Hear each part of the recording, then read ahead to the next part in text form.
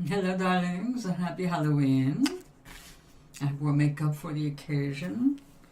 I tried to make it spooky. It's purple.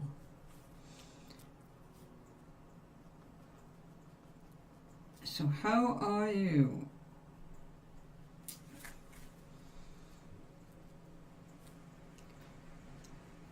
I was gifted some Halloween candy today.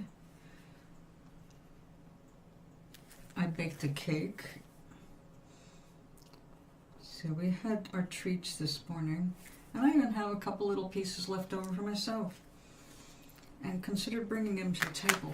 But it does have a tendency to make crumbs. So decided to hold off on that.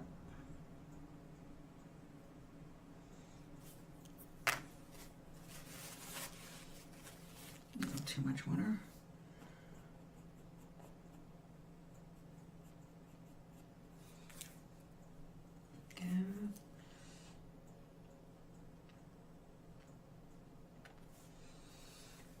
Okay. Now the next one.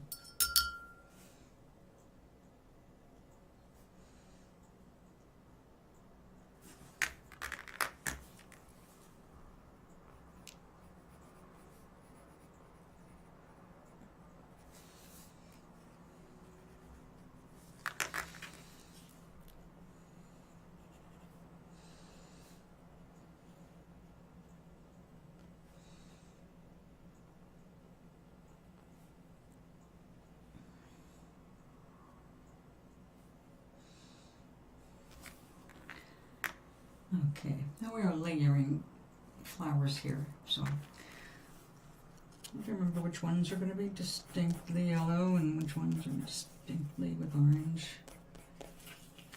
On top, underneath, which way they're going.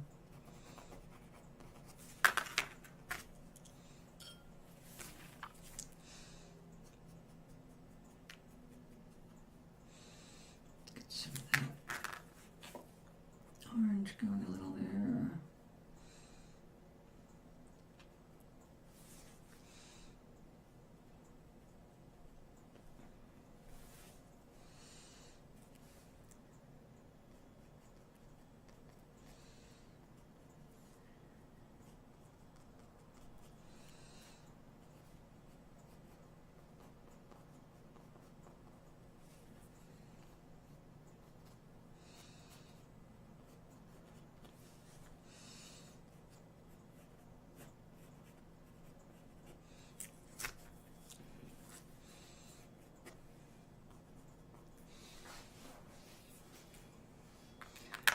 Okay, a little more dimension.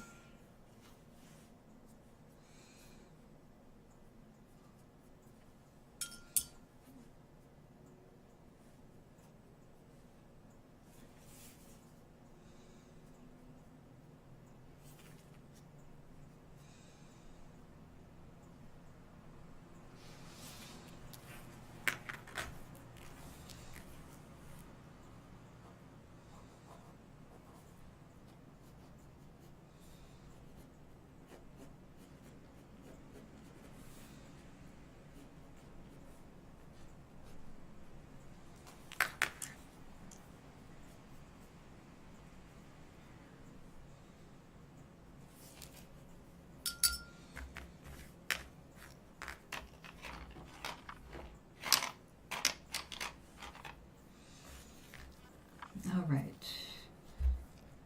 I need something more dramatic.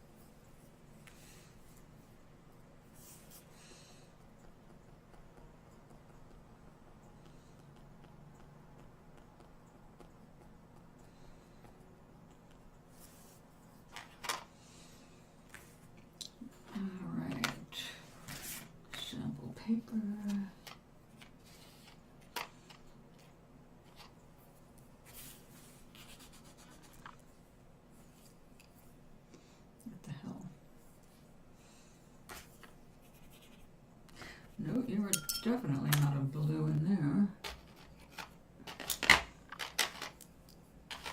Isn't my three darkest blues? I guess so. Oh no, I had a dark gray and I thought it was a dark blue. Too often I use that one. Well, that won't work.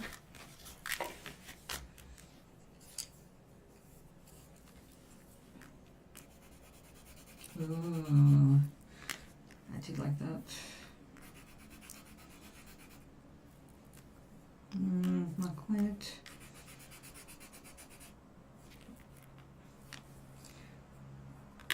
Those are pretty close.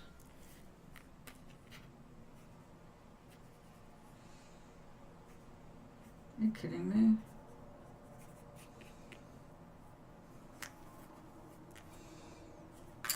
That is so strange.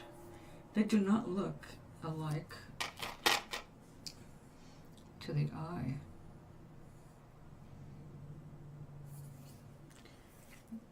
On paper, though,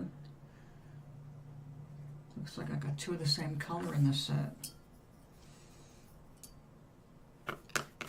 How is that possible? I must have lost my color chart. Okay, but I guess one or the other, it really doesn't matter.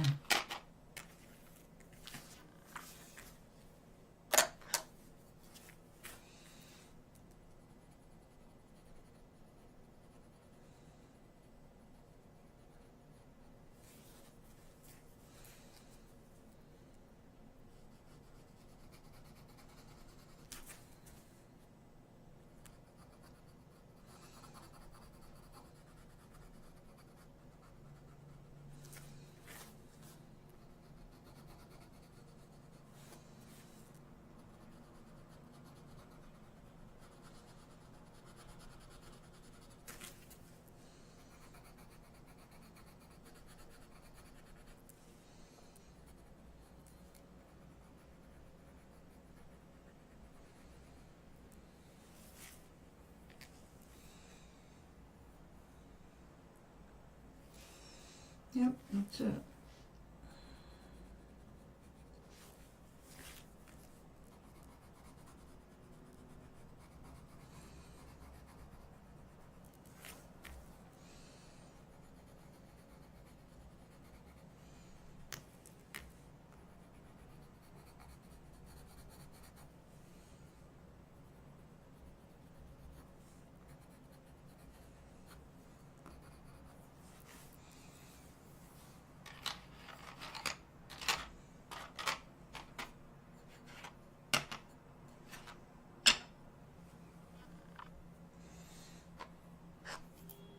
I guess that'll work.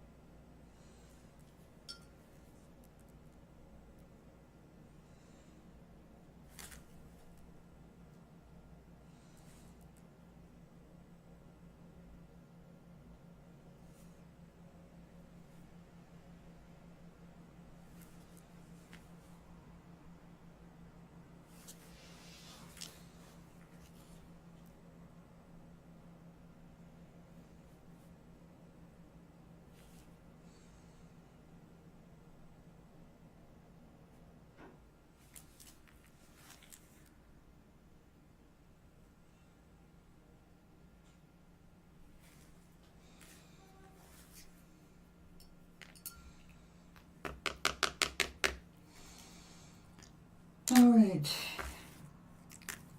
I think this will be my last autumny kind of thing because our clocks go back this weekend. Frickin' daylight savings time.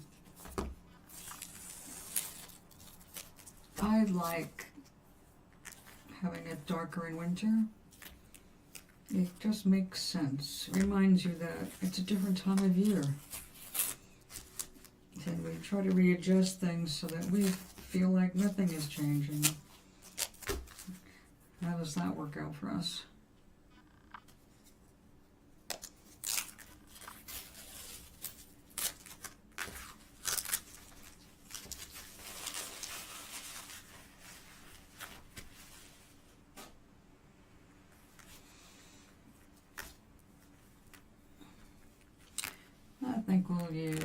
acrylic, a bright gold.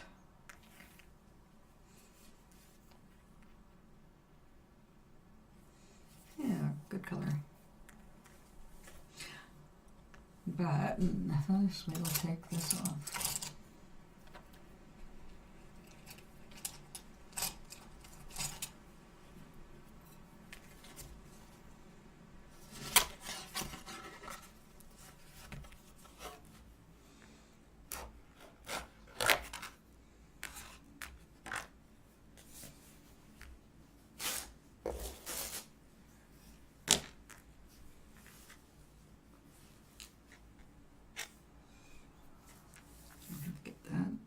Set up again.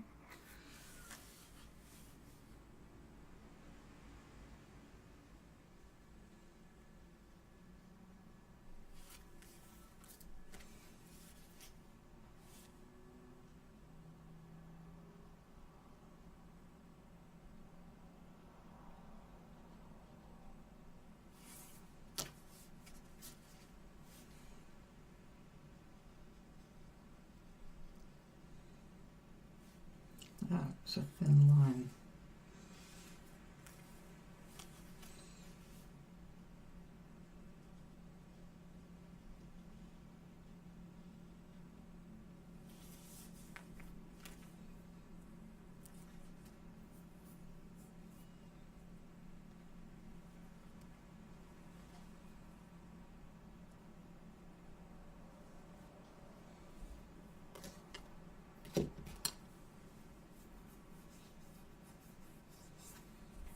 Okay, we're going to call this one Fini.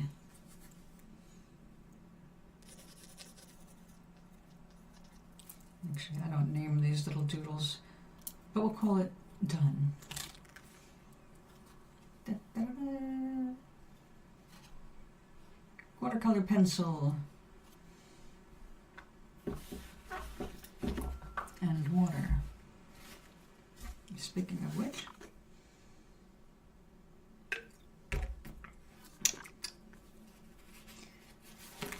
lipstick.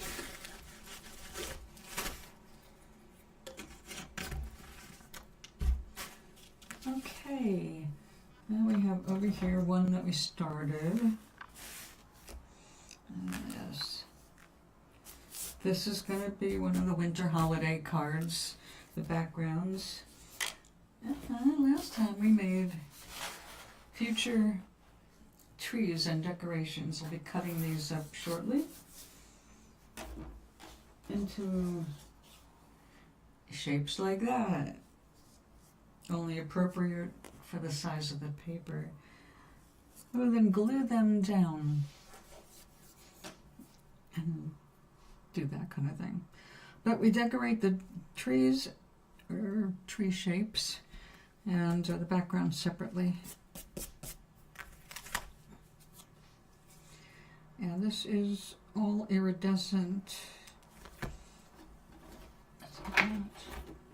Iridescent set.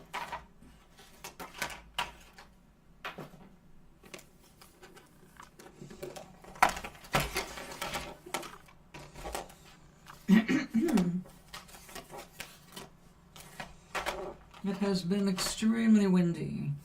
We have been getting some of, I guess, Hurricane Melissa, just the winds.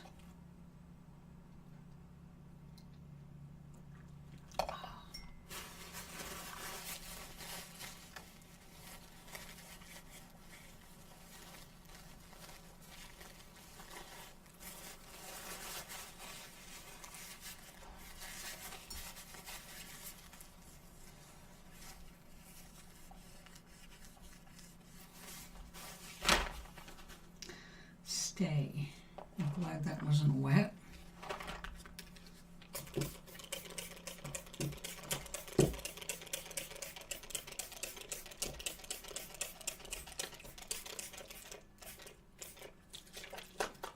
Messy way to do it.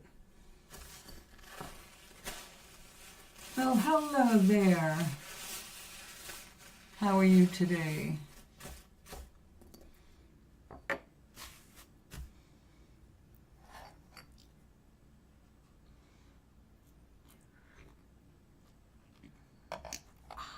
Happy Halloween.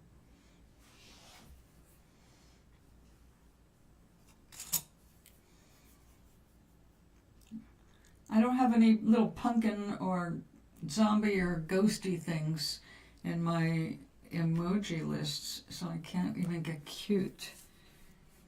Yeah. I do have enough red lipstick for 3 people, though. So, you need any, you know.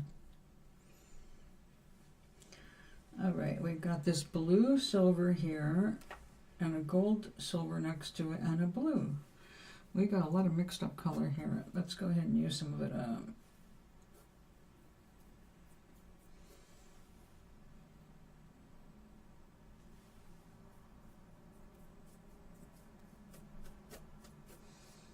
Because we want a feeling of sky.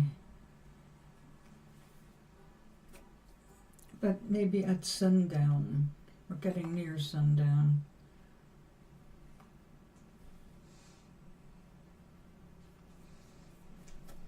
I have to look at it sideways. Oh, you have one? Well, that's cute. How come I don't?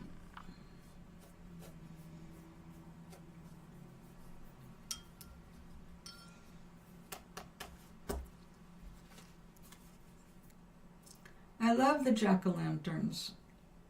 So why don't I see any here? I have a kitty in a box hiding from a jack-o'-lantern.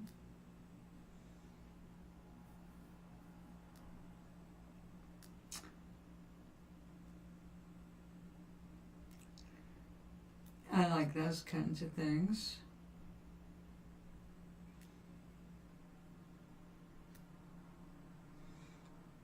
And hey, I am always for peace.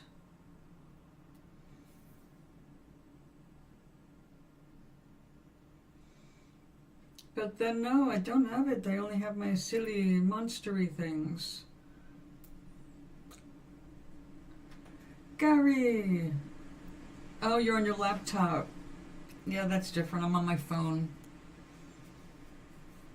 Happy Halloween, Gary. Babe, do you want me to call you something? What do you want me to call you here? Because it's hard to remember everybody's handles from the last station.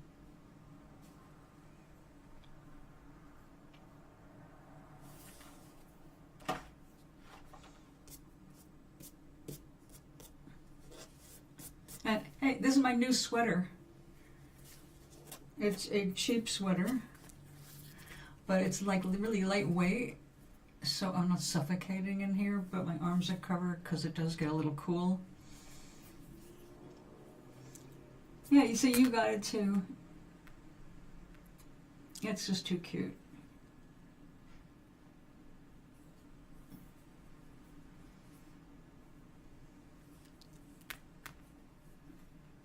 All right, babe.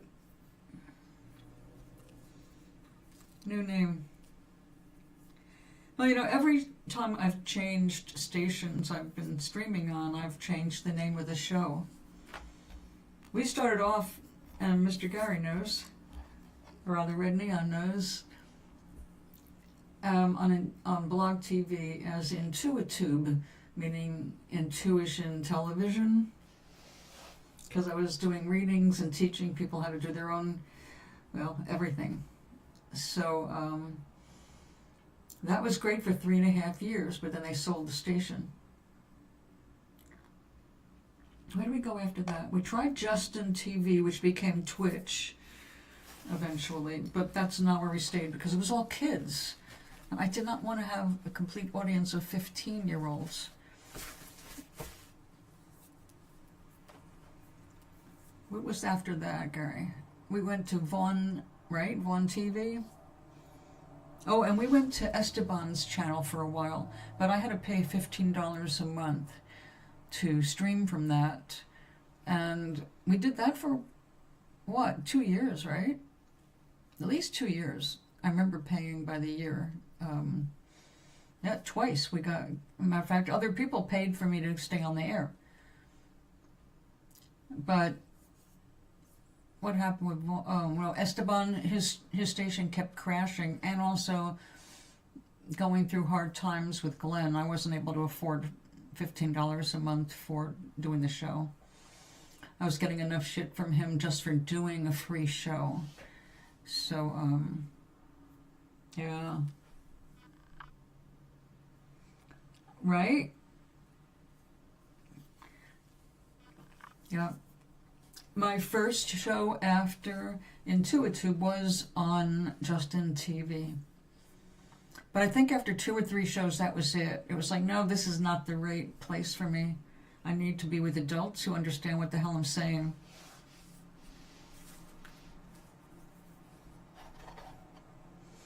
And then after Vaughn, where it turned out the owners, the guy and his mother, were both terrible trolls and very nasty to some people. So I had to get off there just on principles. Not for how I was being treated, but how other people were being treated. So it was like, yeah, no thank you. Nope. What did we do after Vaughn? Because we were the Celestial Tea Room for a little while. Was that when after that, that's when I went through the divorce, and I ended up on Twitch.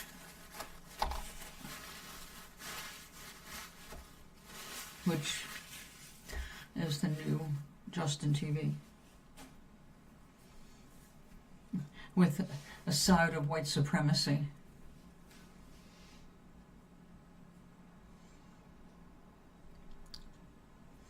It's been kind of depressing because I don't want to support the oligarchy. And the only way you can not support it is by stop giving them your attention, your data, your money. But there are places where we're kind of frucked, you know. I've been starting to look into alternate stations that are not owned by gigantic corporations like Google. And like so far, I haven't had any personal problems with Google because I'm not doing anything that would become an issue at this point, you know. But here I'm on YouTube, and if they decide they don't like my opinions, they can strike me down. I mean, they can disappear me. So, you know.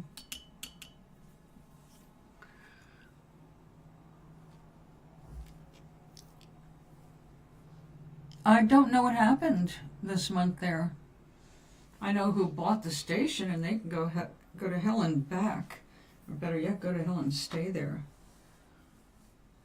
So that's actually the reason, number one reason. It's like, when I saw who was buying this stuff up, who owns Twitch, who owns EA now. It's like, no!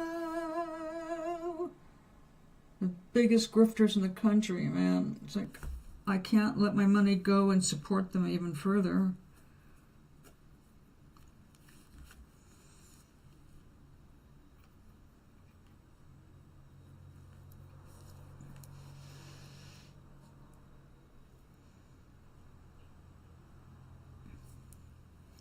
One-year phone bill? Oh my God, yeah, well, do it while it's still light out, before it gets any later. And then just text, let me know where you are when you can. But in the meantime, pay attention to the road. No texting or bullshit while you're driving. We want you to arrive to your destination safe, sound, and alert.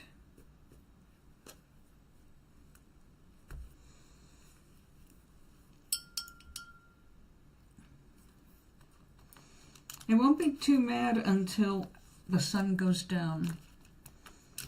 And then,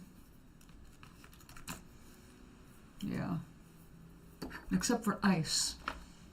They're not following any rules. Lucky for you, you're very white.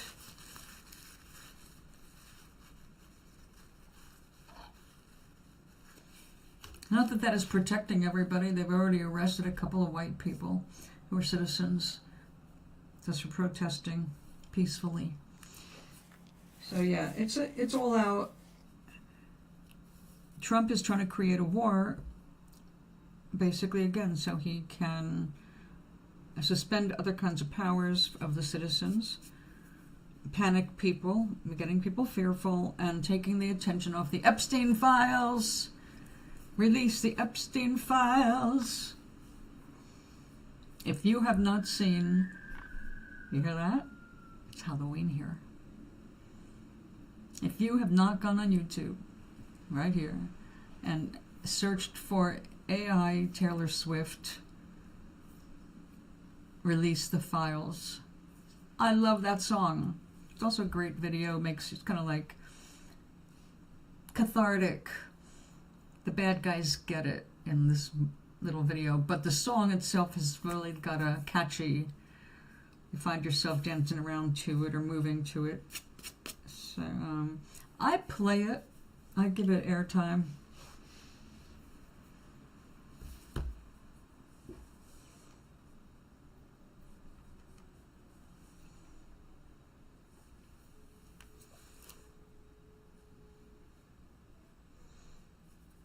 One thing I discovered in listening to that song is Taylor Swift is way higher registered than I am anymore. My voice has, and lungs have gone down there. I can sing an octave lower than her now. You would never believe that I was a soprano. Actually, when I was a kid, I didn't think I was a soprano. I wanted to be an alto, but it turned out I was a soprano. I didn't want to be one, though. I was lazy. I didn't want to stretch my voice.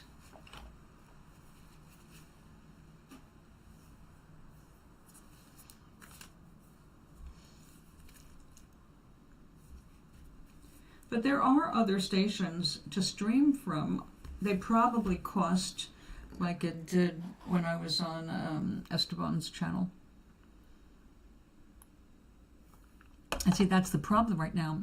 My income, since it's just my income now, I just can't afford a monthly fee. I'm leaving room in the budget for when I have got a significant amount of my books done, so I can go back onto Grammarly at $30 a month if I can't get Gemini AI to help me with my corrections. Okay, we got a bunch of purple. I don't know how this is showing up. These are refractive colors. Can you see the purple in there? You have to turn it the right way to get the purple. Other ways you see it, the silver, the gold.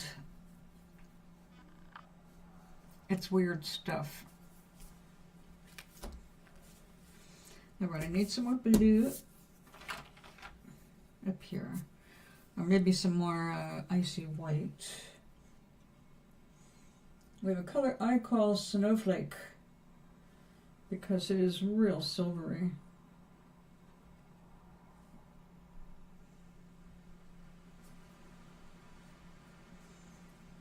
It's got a lot of mica in it, which I really love in this one. So all these are supposed to be all iridescent.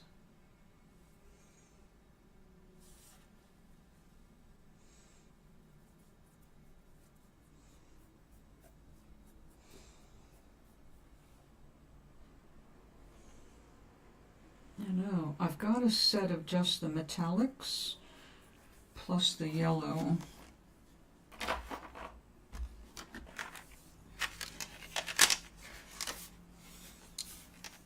This is like that. It is this purple refractive stuff here.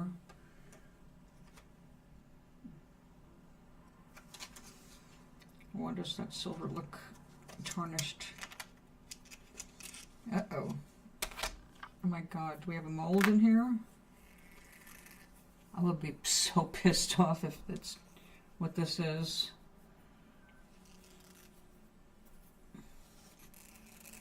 Open sesame.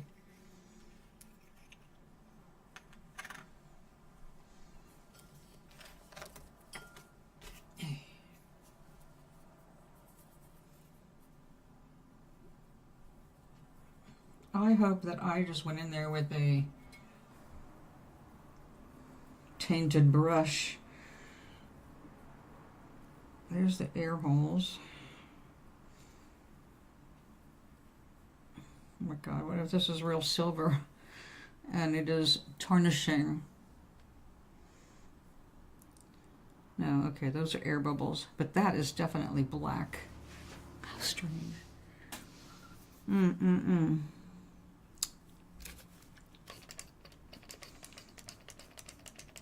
Oh, that is a beautiful silver. And I think it'll be easier to use that than that right now. Itty bitty, teeny weeny, pain in the butt bikini. And that is a gorgeous champagne. Oh, yeah, beautiful. That's what my nail polish is supposed to be.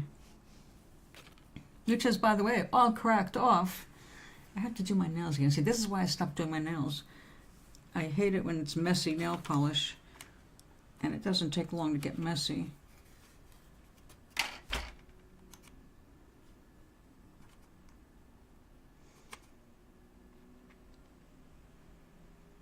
So, Vape, you doing anything for Halloween? Or I guess by now your Halloween would be over, wouldn't it? Unless you were going to a party. After all, it is a weekend. Friday. Yeah, I would not go out. I have been out on Halloweens that landed on Friday or Saturday. Those are the wildest times. Although, you know, Mr. Sater and I were talking the other night about how we were feeling about Halloween, because it's usually our favorite holiday. And he is famous for his Halloween decorations indoors, you know. He's so artistic. But he didn't feel like doing anything either. And this year, I'm like, I had to remind myself to put makeup on because it's Halloween. And normally, I was just going to come to the table like my usual everyday self. I was like, oh, no, you didn't do any kind of prep? No costume this year? On Halloween?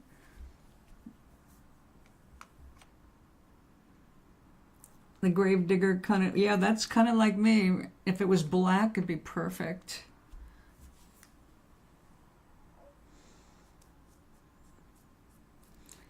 Well, usually I am something in the witch category. I have, of course, been a sexy cat, but that was in my very much younger years.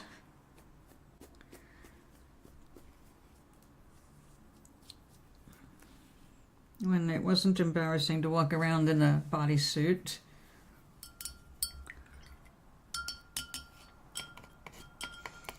But now that that thing does not happen.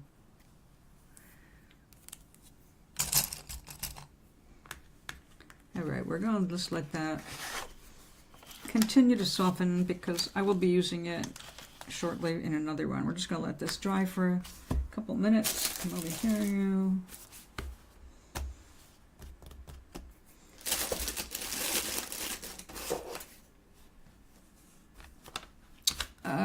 Tape.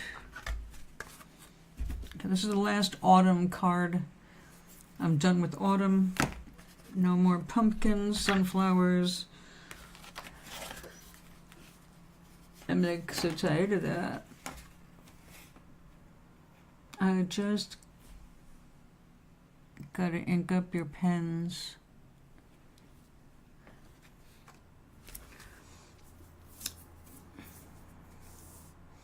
Oh, you mean use my my markers?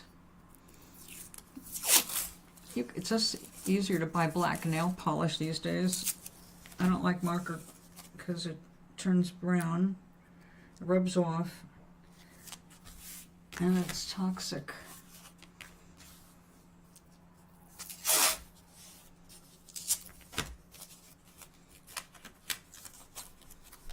One thing I used to love, but I was doing it before it was cool.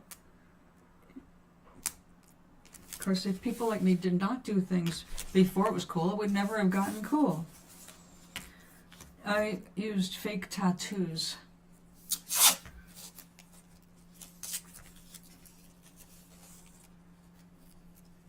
Oh, are they? No, that was very goth or Gardner.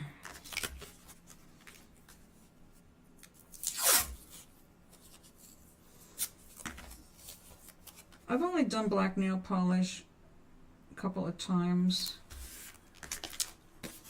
I have done my nails all rainbow, 5 different colors, you know, so. Or maybe even 10, because I would go out there and buy little dollar bottles of different colors, because why not?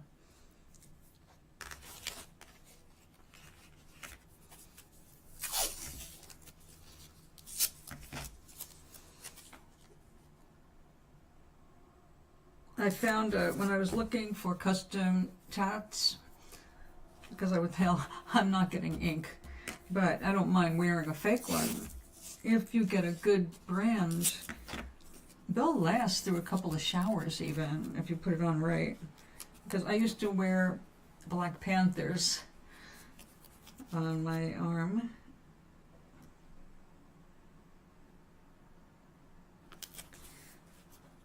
I don't remember what I did. Well, I remember putting it on. You have to make sure everything is really clean with alcohol.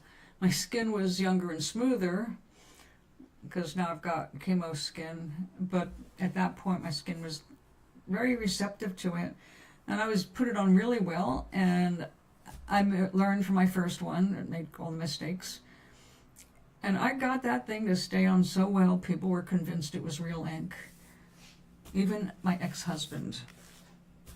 And then I explained, no, I have not gotten tattooed.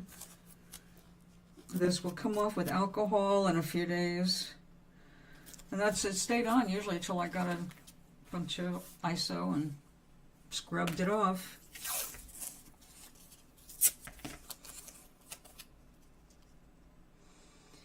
And the company that made them, they do custom work, but I forget what the minimum was, but it was more than I wanted to spend, because they'll do a custom tat, but they do sheets of them. So when you order one, unless it fills the whole sheet, you're going to get so many for minimum order, like 100 of something. Like I ordered, I'd have some decals made for some of the eggs we made, because we were selling them to the San Diego Zoo. And so we thought zoo animals would be cool on the eggs, except for the wolf. We did put a wolf on one. And it cost a bit of money. I just recently threw out all my leftovers. Those were water slide decals. You put them on an egg, and then you put this liquid on top of it that makes it melt into the shell, so that it goes and takes up all the texture without leaving spots or cracking. It was really very effective. So people would look at that and go, how the hell did you do that? They thought that every decal was actually painted on, because that's how excellent a decal it was. So I think it was the same company that did those decals. It was doing those tattoos in Hollywood, or that's where I picked them up, is in Hollywood. If you want special effects, go where special effects are being used all the time, and you'll find some cool stuff. Inkbox one looks more like, oh, that's pretty cool. Yeah, so I thought about doing the black henna, which is henna with India ink in it, so that lasts longer, but it's still temporary.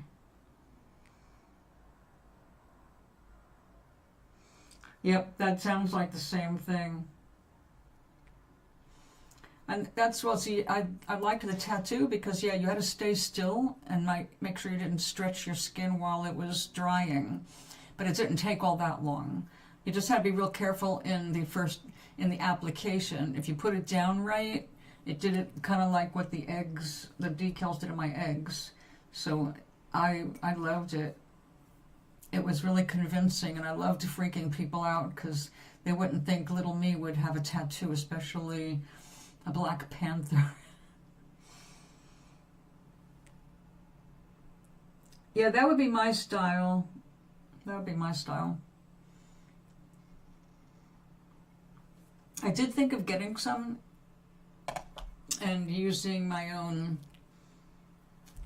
but because of, vision has changed since they did the cataract surgeries, I would probably not trust myself to do anything that I couldn't perfectly focus on. So like the back of my hand, or something that's not going to stretch too much, but I am just too old now for that. It's like trying to put makeup on. It's really depressing because wrinkles and skin falling and, flopping where there was never anything to flop before, like eyelids. I was really depressed to see my mother had to have surgery on one of her eyelids, like mine is doing, where they just kind of start to look heavy. Apparently she was falling asleep, just like nodding off, because when I was cutting off too much light, and the brain interprets that as you're going to sleep. And they had to do a surgery to open up her eye more. It's like, I don't want that. Ew.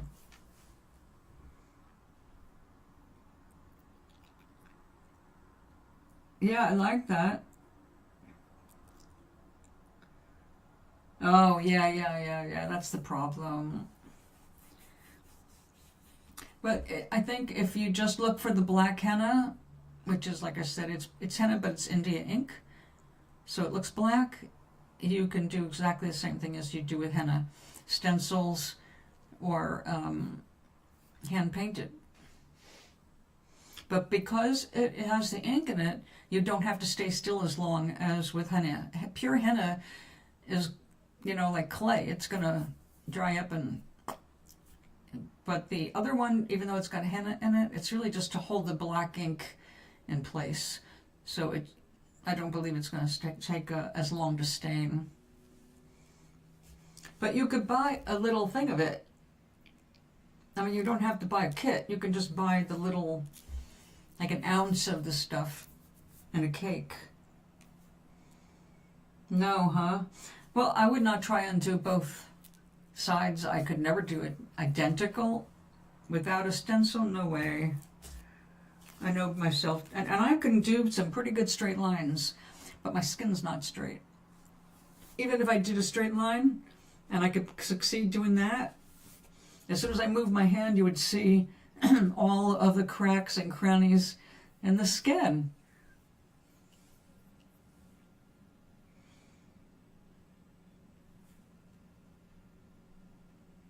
Oh, okay. Well, yeah, okay, like stencils, right?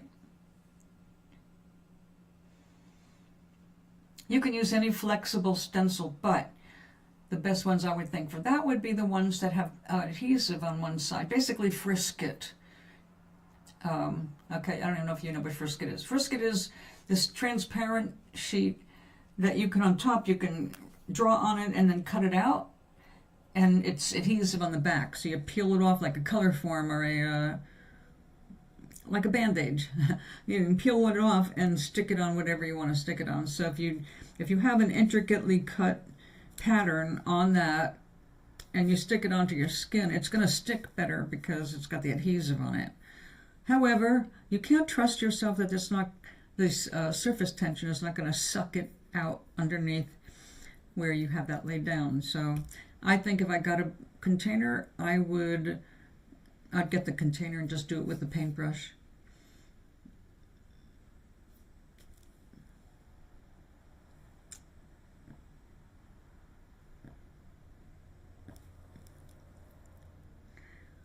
Yeah, that sounds like it's very non-toxic.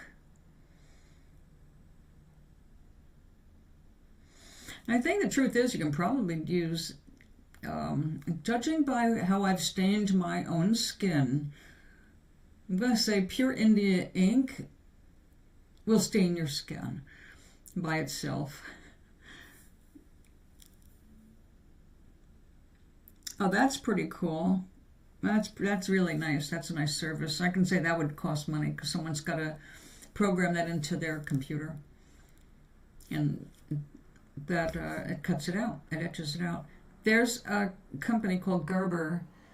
They created a sign machine to do that, and it was based on a machine that was used to cut out fabric patterns in New York. People, like, if you're going to do a suit, it was a computerized thing to cut the fabric out and then send it off to be sewn. This guy adapted that to cutting out adhesive-backed vinyl that was used to sell in rolls, and it was a big business for a long time because the computer would do it all out. You choose your type, your whatever you wanted, an image you can scan in, which did not come till later. It was types that you had a choice. You could set it all up on a computer screen, like doing a poster, except no graphics. And then it would cut it all out, and then you could send that back with the person, and they could pick it all up and put it right onto a surface. It's like lettering for a window. And it would be all properly spaced and properly spelled and all of that. Fancy lettering. It put a lot of sign painters out of business. So I knew that there would be more ways to adapt. More ideas would come up. So since that's already was designed for cutting out vinyl letters with adhesive backs, I can see them doing stencils once they're able to do the graphic uploads. Because that's a difficult thing. You have to sit there. Well, not as bad as in the old days. When I first started using Adobe Photoshop and pre-existing programs to that, like Corel, there was a tool that you could choose your negative space, and it would surround it, like lasso it. That might have even been the name of it. So you could, I would assume, have something, as long as it was a good, strong image. If there's too many fuzzies in it, it's not going to do well. But straight lines, things that you can measure width to, yeah, I can see that happening. That'd be very cool. But I said, I don't have that kind of money. If I was going to play with that, I would just buy the stuff itself and use my paintbrushes, which are strange, but it works. All right, so we're doing some more backgrounds. We want the idea of snow on the bottom, so we can put the idea of trees in there.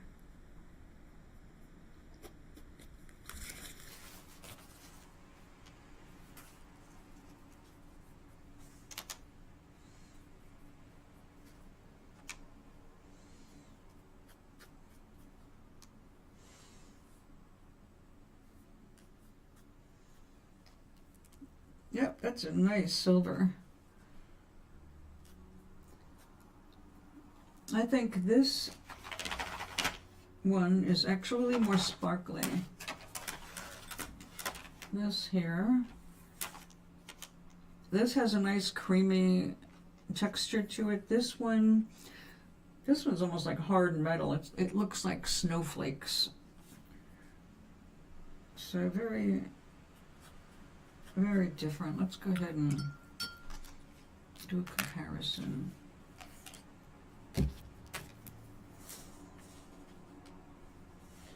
I know it's harder to get it to soften up because I'm pretty sure this is metal. Oh, it could be mica. I mean, the real thing. But it does not want to get soft and luxurious like its counterpart over here. But we will continue. I want to have it on the same piece of paper so I can compare them. You can't really tell anything until they're dry.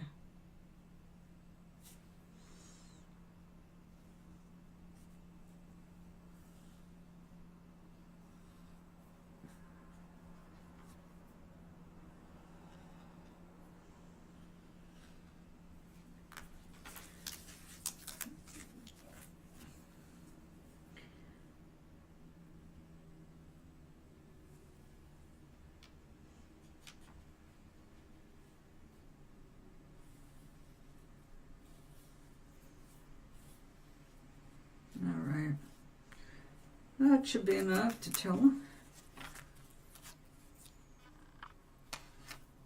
I bet you, now that I dropped it on you, use a different brush. That's ridiculous. The shipping alone is murderous. There were so many times I wanted to send things to Rich in Dublin, and after this 1 pound, 1 ounce box cost $52 to ship. It's like, I can't do that. If I'm shipping gold, sure, that's a decent price, but no, it's just outrageous. I did it because it was Halloween and I wanted him to experience the fun of that.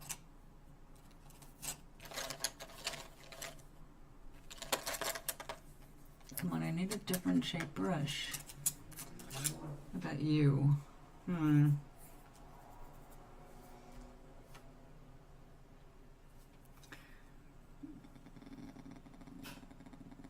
More expensive just by being used. I know, it's just stupid. Well, right now, this is a really important time because we've got elections on Tuesday. There are something like 50,000 offices opening up. For this election, and a lot of them are controlled by Republicans, mind you.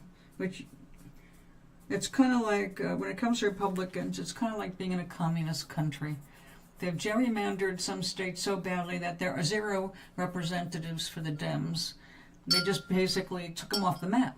There's usually majority voters are actually Democratic, which is why they do that, so that they don't have a voice, because if they were honest, they would lose control. And that's why they're so hell-bent on starting a war with Venezuela and anything else to basically turn us into Nazi Germany, with them being the Nazis in control.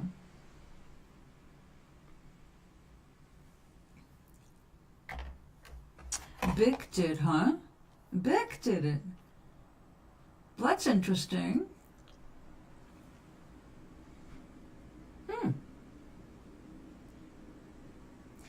What's the name of the company?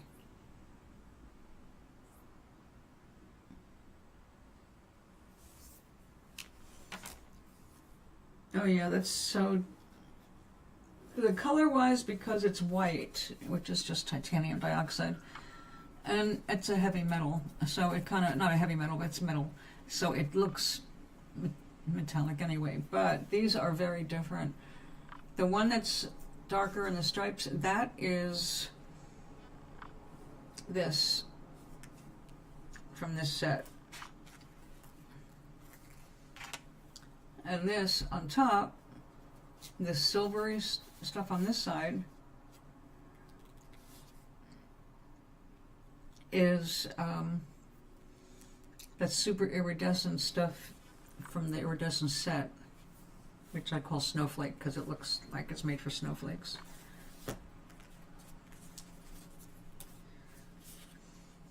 Oh, how about we throw a little bit of a rosé in there?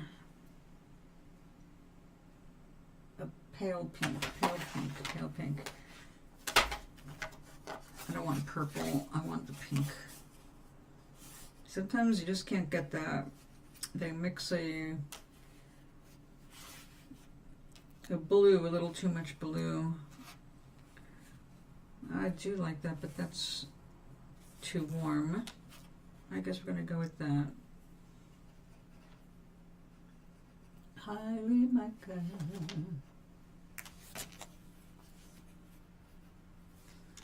All right, highly mica.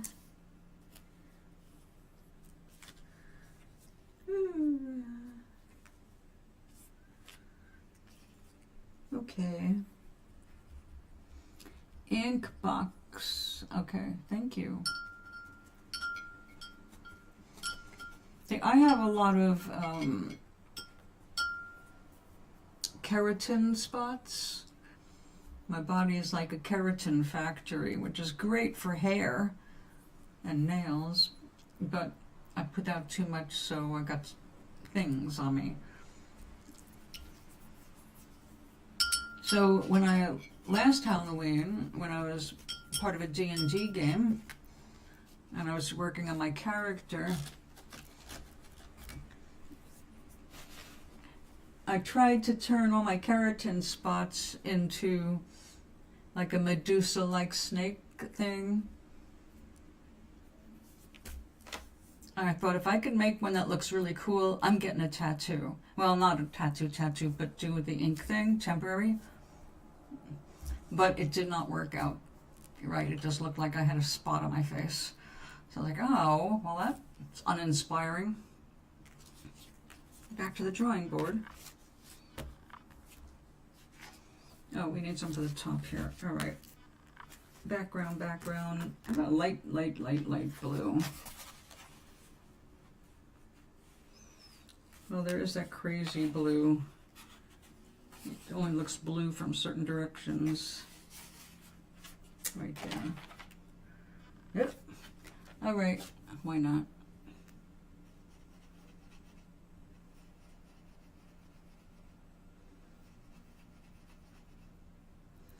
From one direction, it's transparent. From the other direction, it's icy blue.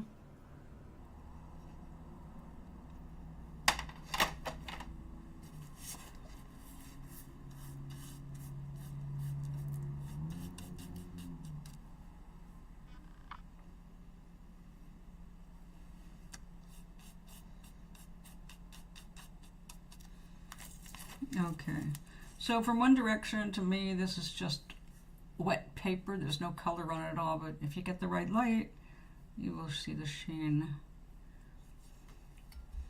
But that is not an inspiring background, so we're not leaving it like that. What if there's something else on that?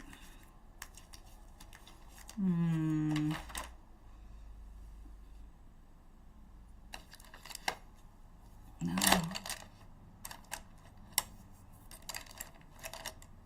Oh, you again? All right. Let's get some really light blue.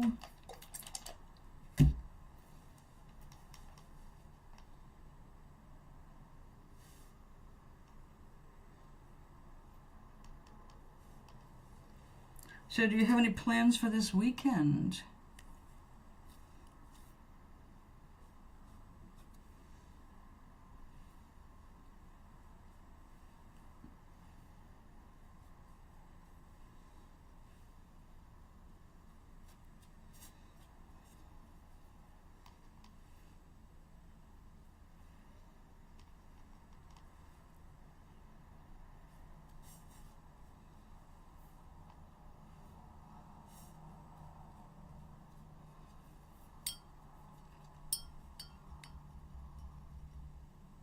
And what are you doing there?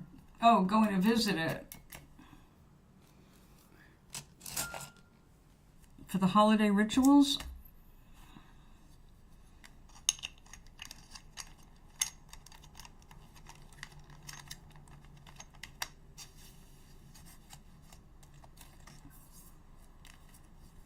Is it like the whole family goes?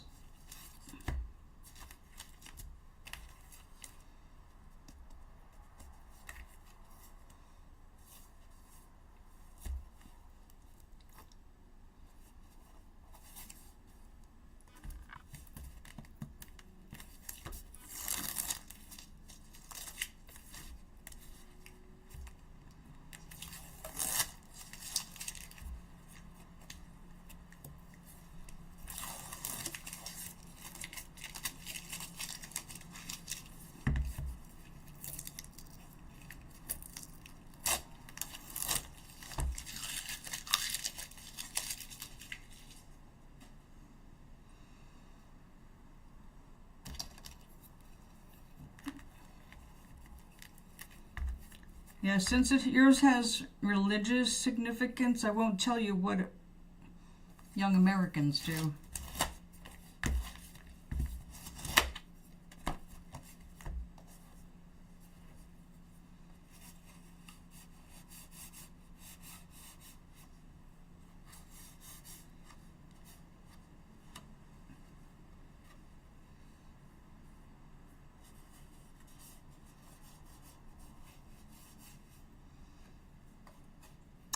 Yeah, that's a good point.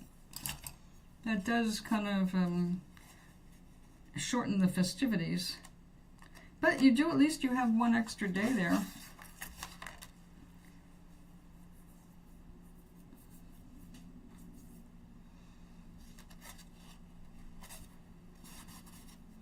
You got Sunday to recover.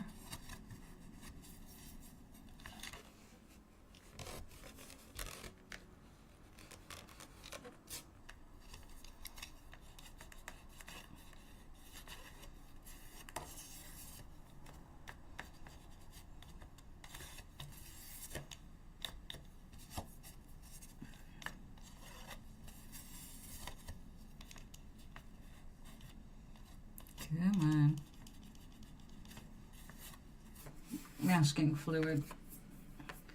Holding this, the pad together because they didn't do a good job in China.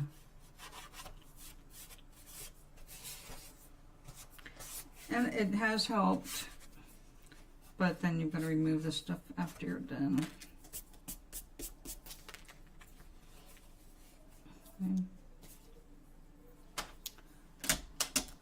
Okay, go there. Get out of my way.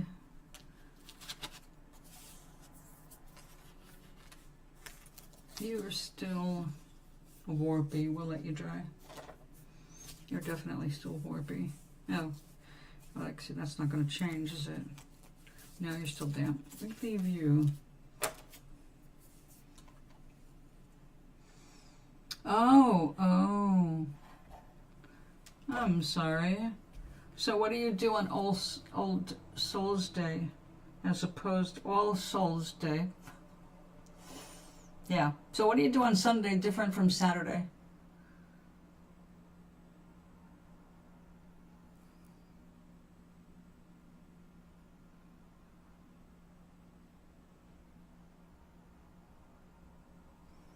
Oh my God, 80-year-old beef. Physically actual beef or a complaint?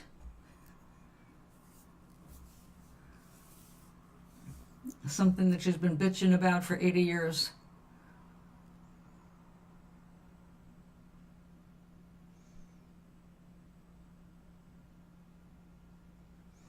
Chrysanthemums and candles sounds very Mexican. Day of the Dead.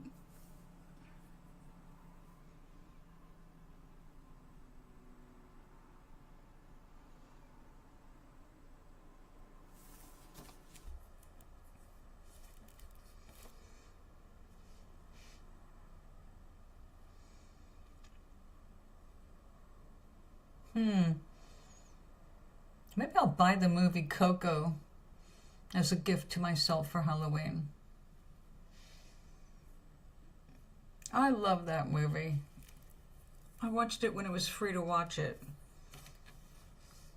But now it's not free anymore because I dropped Prime. Alright, so this is going to be a background. We don't have to do anything with this right now because we've got a bunch of this stuff to cut up.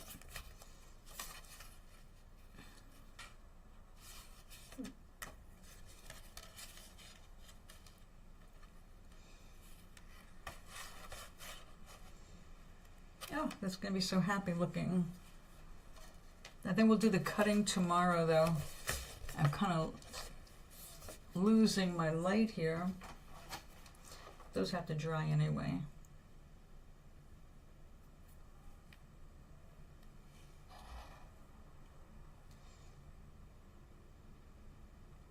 Wow.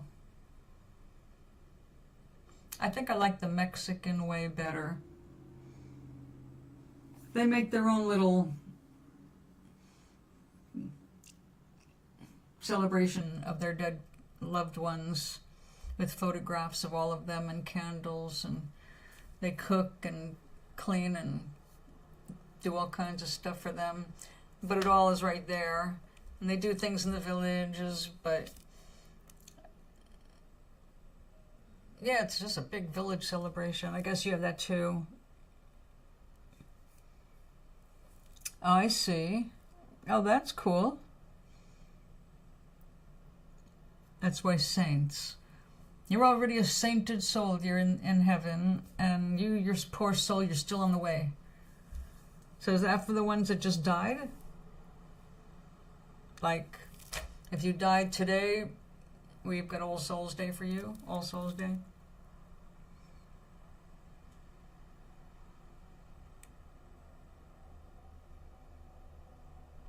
I've only known the Halloween, American Halloween versions.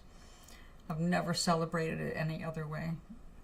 And I'm sure for religious reasons, my family just would never engage anything like that. We have our Day of Atonement, and you do something for the dead every week on the Sabbath.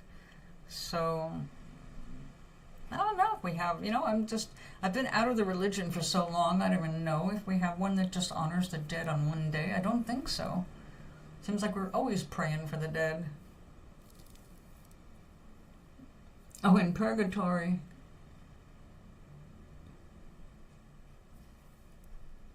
Oh, that's nice.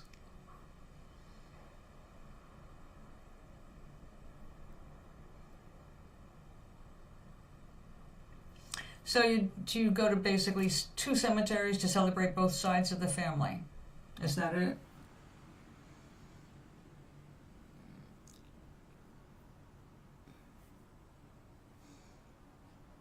Like on Saturday, I pray for my sainted mother. I know she's in heaven. On Sunday, my father, well, he was a bit of a drunk. So he's probably still working his way up the ladder. Aloha. Life, life, life. Hold on to it while you can. Hey, look. My lips are like one of your characters with my face on it. Grandma's parents. The other one is her husband, and my mom's grandma and father. So, yep.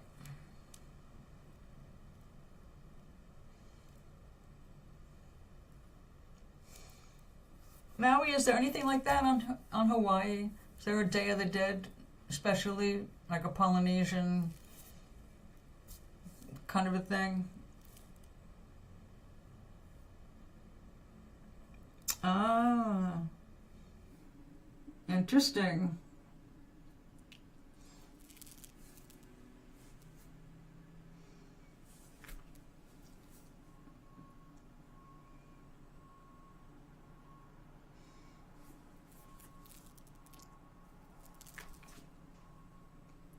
Oh my goodness.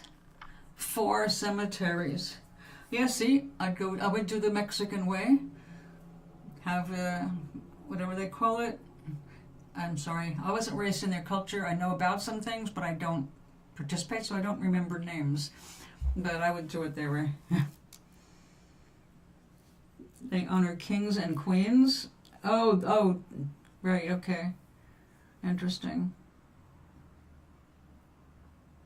But those were the original kings and queens of Hawaii, right? Hawaii.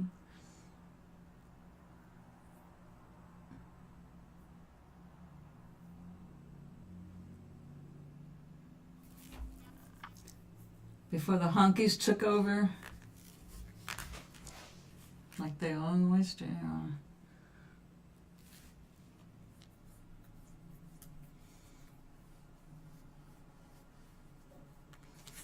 Yeah, I heard of one honky has just lost a whole bunch more privileges. A certain prince in England.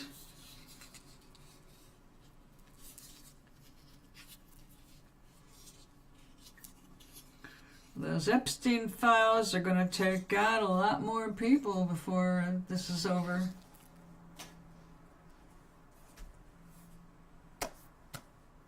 Wait a second, I see messages here. Oh, you sent something, Maui. Nice hoodie. Yeah, I wanted you to experience the autumn wind.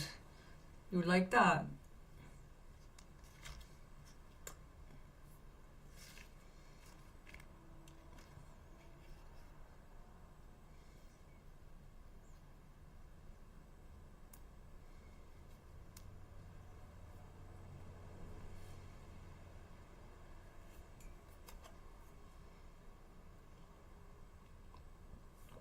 Oh, they're coming out bit by bit. We already know some of the criminals in there, like the, wonder why he's a reclusive billionaire who offered $130 million to the American military, which would come out to $100 a soldier, supposedly to have so they can get food. We can do it ourselves. We don't need private people funding our army because that's what makes it fascist.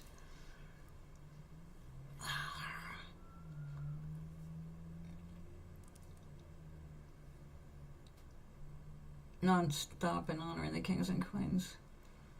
I can't blame them, but we don't need any more kings and queens of the world. Because if there's kings and queens, that means there are subjects below them, and everybody is going to be continually repeating that cycle of some people being higher and some people being lower, and as long as we keep setting up that dynamic, we're never going to be able to see each other as just humans. You know, if people understood how much we count on each other to do what we're doing, even if it's stuff that we don't want to do, it's like they're doing it because we don't want to do it. They're suffering through things because we don't want to do it, but we want all those experiences in our development as a whole. So we should not be cussing anybody, especially knowing that, man, if they knew.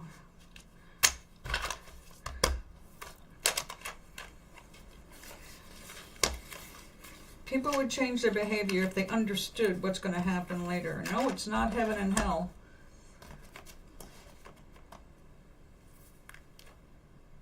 Oh, I bet that's absolutely gorgeous.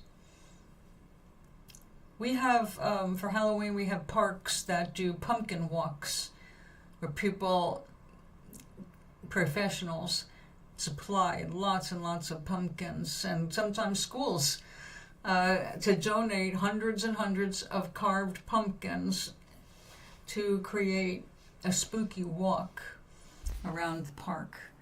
And of course you have to pay to go and see it, which I was not willing to do. But a friend of mine did and sent us back a bunch of videos. Like, all right, that's pretty cool, but I'm glad I'm not there with those children.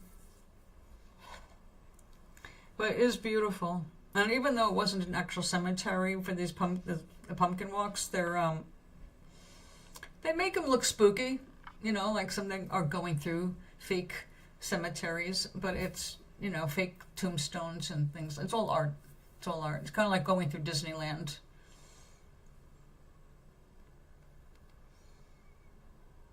I think that's wonderful. The adults here have them. We have these autumn fairs like most people do in the world, you know, the harvest festivals. And the giant pumpkins in the fall festival are a big feature of a lot of these country fairs. And people truck their 1,000-pound plus pumpkins in, and always something gets carved. So you end up going... Uh-oh, that was close by. Oh, that hawk is having some challenges in this wind. Oh, a few birds out there having a little struggle. That's great. Isn't that fun memories, being a child? We were talking about that today in our coloring circle. What we were doing as kids and what a couple of them were going to be doing with their grandkids. So it was a nice morning. Oh, I'll show you what I made.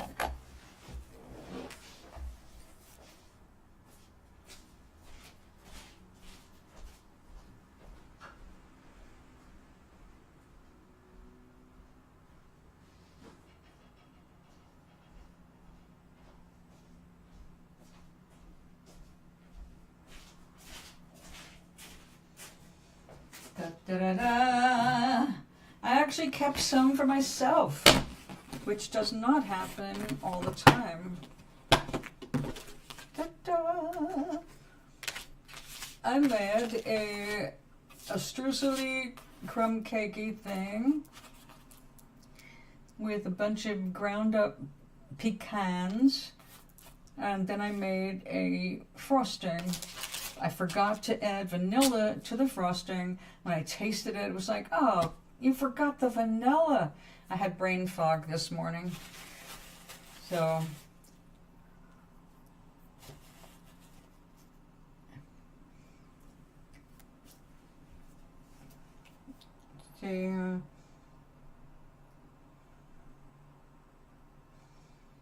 oh my goodness, that's right. St. Nicholas and all of the junk food that brings. All right, I am gonna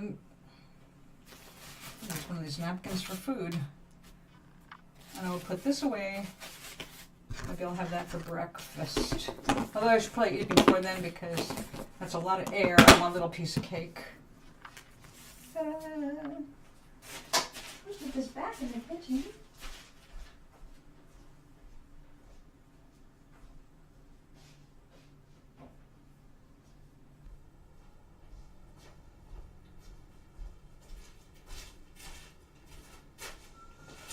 Doc, again, thank you for making that portrait for me.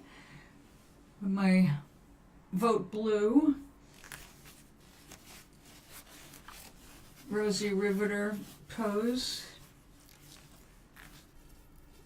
I like that. I put it up on Blue Sky as my banner so you could see the Vote Blue part, and my portrait so you could see my face.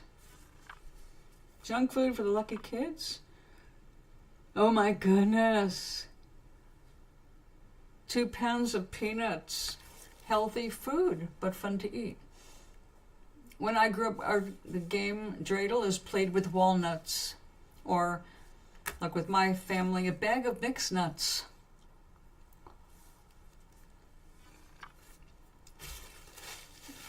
Which describes my family.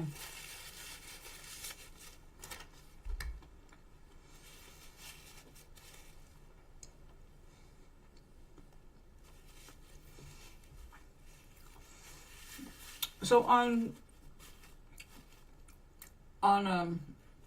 Blue Sky, Doc, I did say thank you, Doc.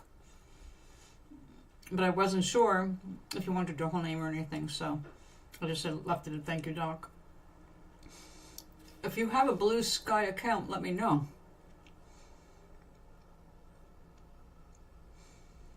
You don't know where she gets them from? Can't you grow them? Oh yes, I have. That's Christmas in a lot of places. Well, here it's supposed to be coal also, if you're bad. But in America, with the commercialism, if you give anybody coal, you better fucking be a coal miner. Anything else, there's no excuse. They want a toy.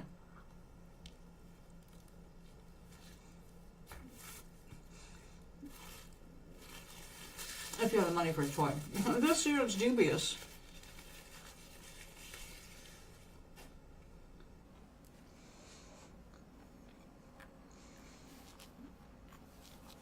So today, one of the people in the group was saying, don't worry about your SNAP. We're going to get our SNAP benefits. I'm like, really?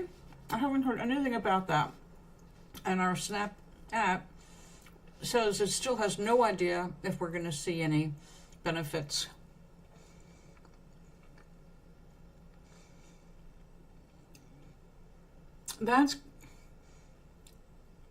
I would not want to put my foot into a boot and find a potato.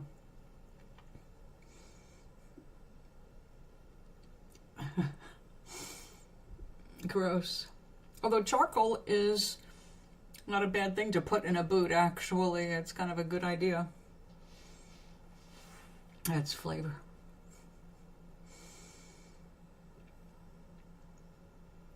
Now, I would not be upset about potatoes as long as they were not cooked so I could cook them. I love potatoes. I had some potatoes for dinner and my lunch today, which was leftover from yesterday.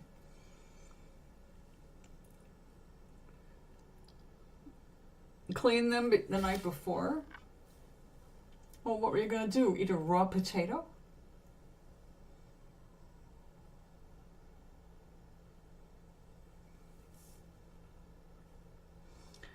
I mean, everything goes in your boots.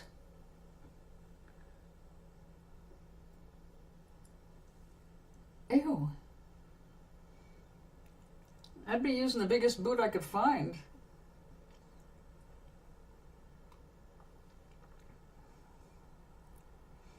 So what happened if you didn't clean your boot?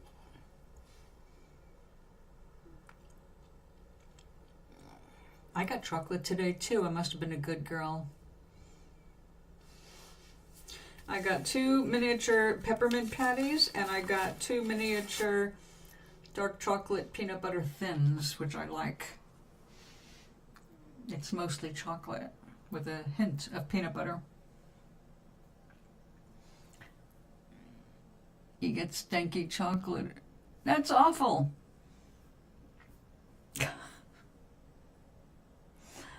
They just drop it in your boot without wrapping.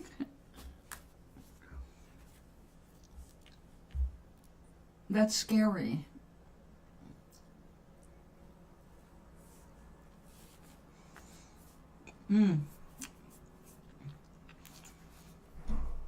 I could have done better frosting. It really needs the vanilla. But the rest of it's pretty good. Everybody liked it this morning. Babe, that is very funny. It's nuts, but it's funny.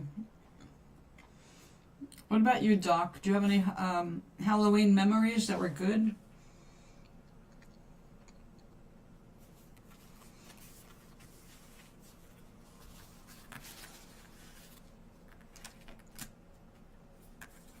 Like in school? In public school, everybody was included.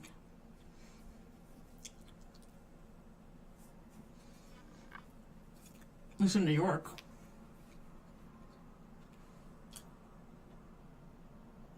Yeah, I would hope. I would hope.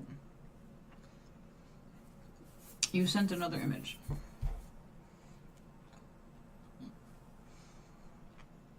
Aha! I'm a living doll. Alright, I gotta show everybody. Here I am in my 50s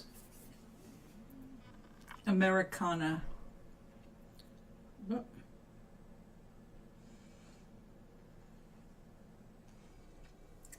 That's Tough Cookie American. Thank you, my dear.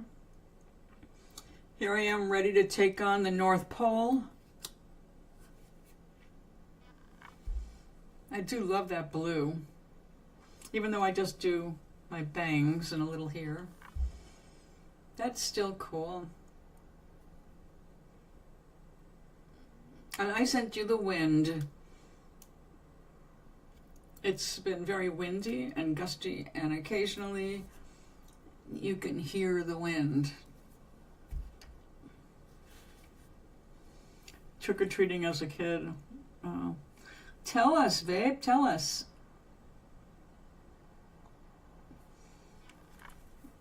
I want to hear some happy memories.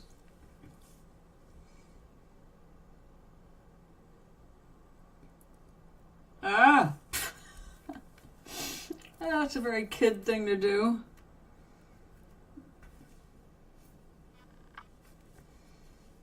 No, tough cookies, that's how I bake. I don't do cookies well.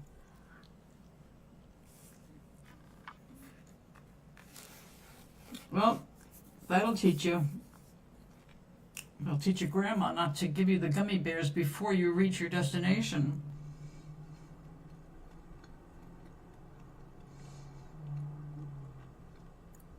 Was it your first time eating gummies?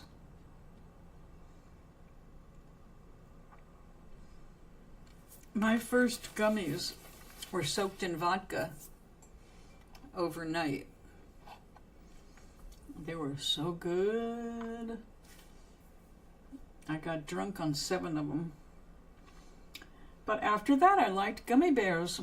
And I had never eaten a gummy bear before. I mean, I knew what they were. I saw them all over the place. I never ate one until I had the alcoholic one for New Year's Eve. And then it was so good. And it's like, okay, we'll do this again. But then I went out and I got some regular gummy bears and I just started eating them like crazy for a while. But then my sister and I went to Foxwood Casino, where they have a mall and they have a candy store in there. We bought a bunch of gummies. I still have some. Reach a point, you can only take so much sweet. Oh yeah? We were not allowed to have much in sweets. Also, when I was a kid, there were limited offerings.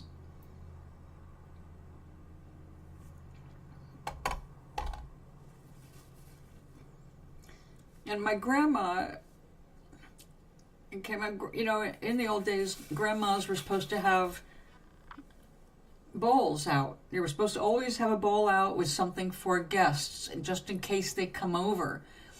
But that meant sometimes things would be sitting there all day, and they got to be put away. And my grandmother did that with chocolate-covered raisins and chocolate-covered peanuts. She would gather them up and put them in the refrigerator. And the next time someone was going to come over, she would take them out of the refrigerator and put them in the bowl. And you'd only do that once before that chocolate just tastes like a refrigerator.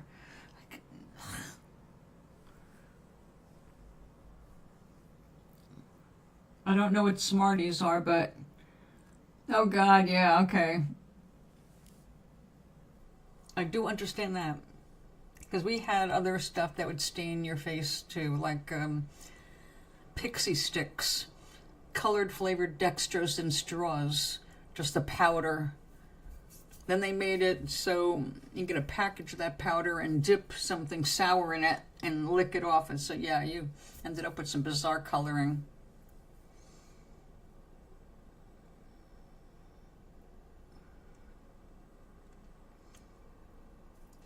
Yeah, okay. M&M's. Do those colors transfer to your tongue? I don't remember. I haven't had them in years. I hate sitting in front of a camera with food all over my face, so I keep doing that. If you see something, say, hey, you look stupid. You're wearing your clothes. You're wearing your food. I hope I'm wearing my clothes, jeez.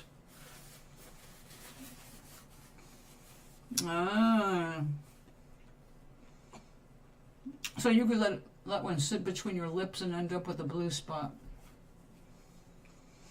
For fun.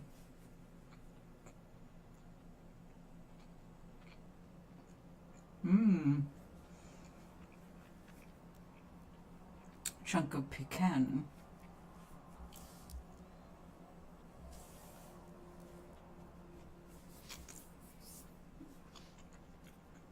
Doc, what's your favorite candy? Rape, what's your favorite candy? Do you have a favorite?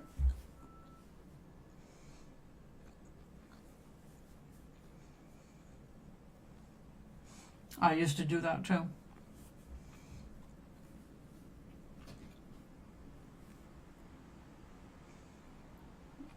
Oh, and in elementary school we had parades. You went to school dressed up on Halloween, and then you walked all around the playground, all the classes. You get out there and everybody show off each other's costumes and give the teachers a chance to have a cigarette. And I was one of those kids that didn't think to tell my mother I needed a costume until the night before. Much like kids forget, oh yeah, I told them I'd bring in something to eat today. What? That's when parents need to run to the store and buy Entenmann's. Back in the day, there weren't a lot of options of pre-made desserts.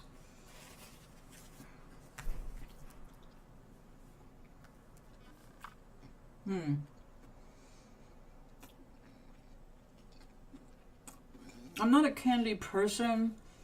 I end up with a bunch of it.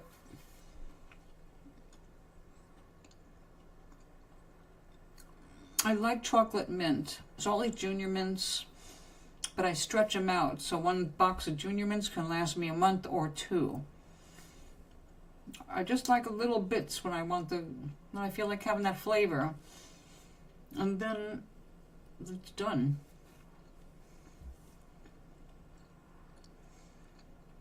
Oh, what is that?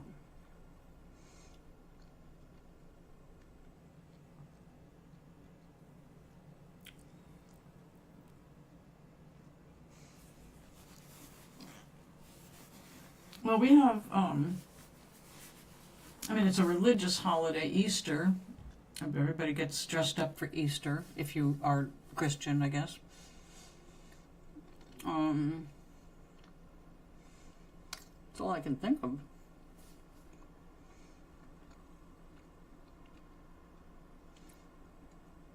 Carnival. Okay, that's here too.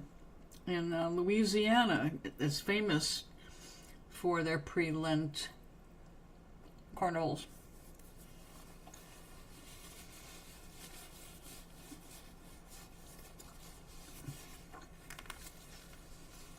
Again, not being a Christian in religion, only in action.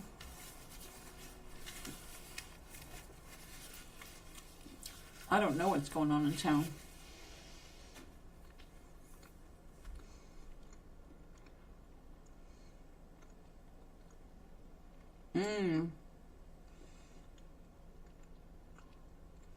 Interesting.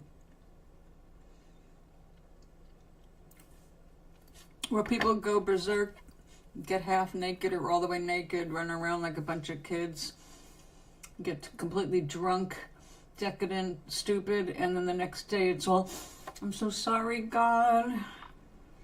I will not do that again. More grandiose. Oy. I have not attended Carnival. Crowds that get disorderly are definitely not my thing.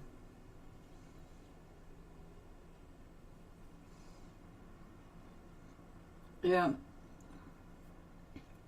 When I think Carnival, I go right to Landru. I go to Star Trek, first generation.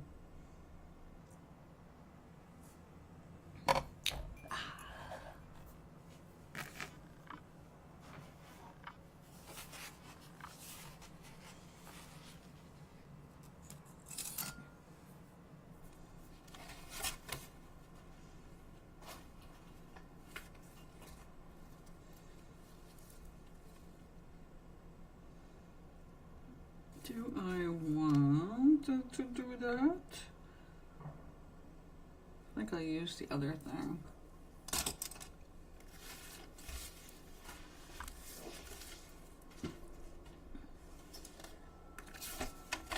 I said I was going to do this tomorrow, but hey, I'm sitting here and we got a few minutes. You hear that? That's the wind.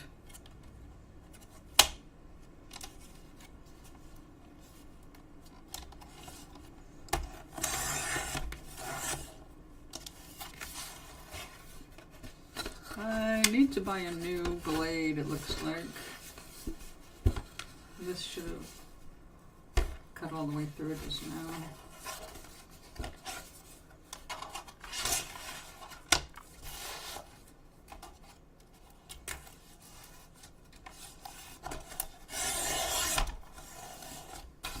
There.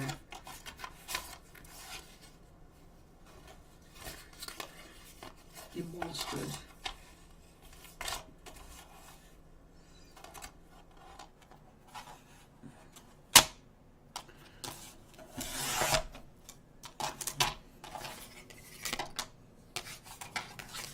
A little shave, but that was fairly close.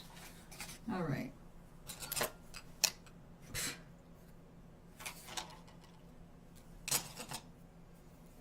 Easter adjacent food.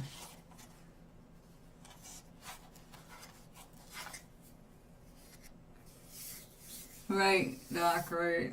all those little empty promises that happen, like hangover.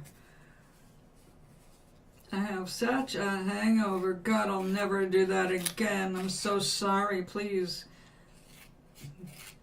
My kingdom for a Tylenol.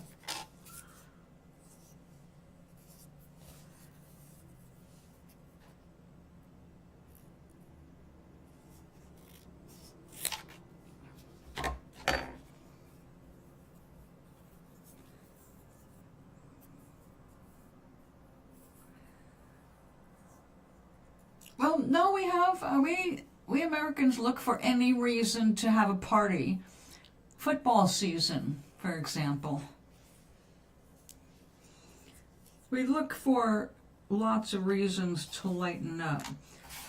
But if you happen to be an evangelical, then your tribe has probably spent a lot of years teaching you how to put a stick up your ass so that you're completely rigid and unaccepting of anybody else's celebrations or values. And so, you know, that kind of puts a damper on some things.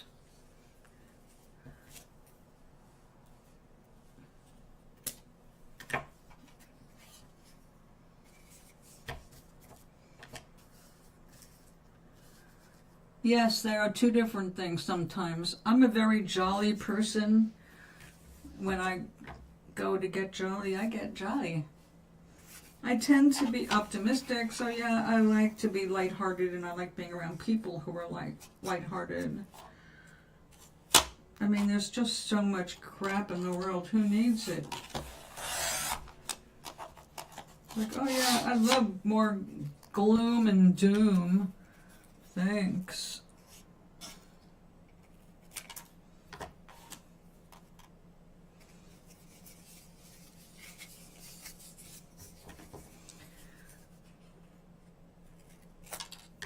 See, I left formalized religion at 15 with good reason. I have not changed my reasons or decision about that. But I'm just as spiritual as I've always been, which tended to be more spiritual than the people that were pushing prayer down my throat.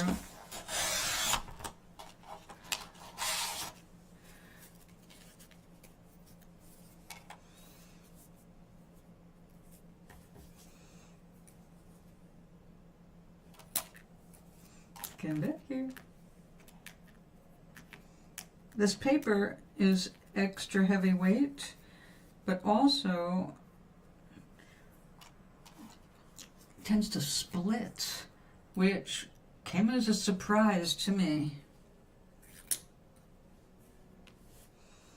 But when you're going to make a point, that point separates.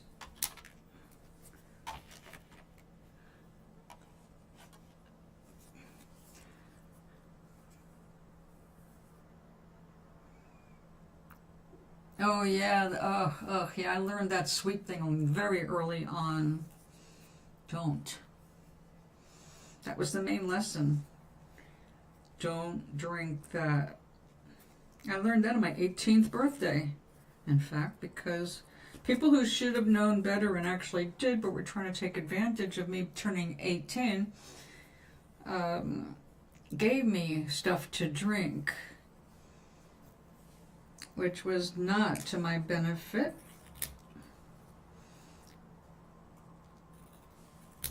Luckily for me, throwing up on their television saved me from being gang raped.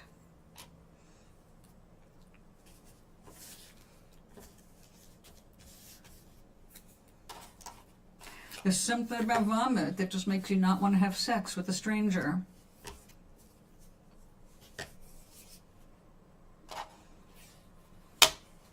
I am glad to say it has been many, many years since I've drunk too much, had too much to drink.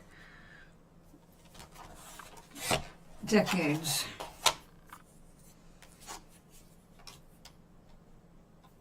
Like I said, anybody that can get drunk on 7 gummy bears, I don't need a lot of alcohol.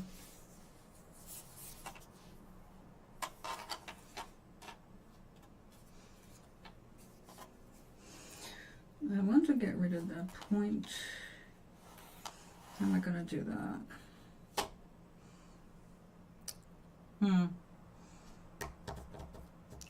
Once you start getting small, it's hard to keep them in place like that.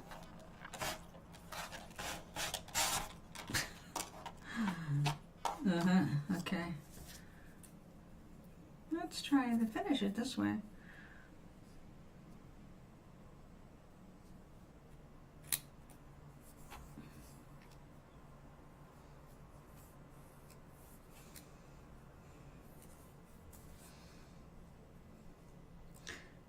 Even though I'm 71, I can still remember every single time I got too drunk.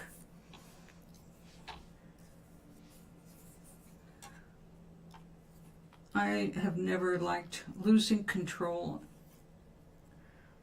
of my body or my situation.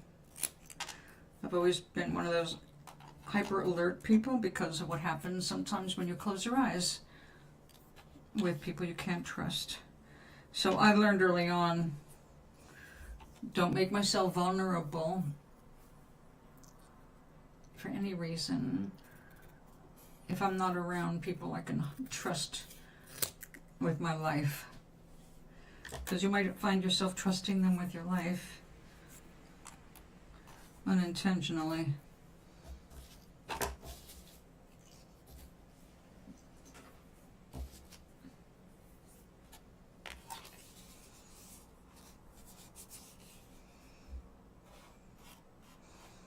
Maui, you were in the military. I know you drank at least once or twice.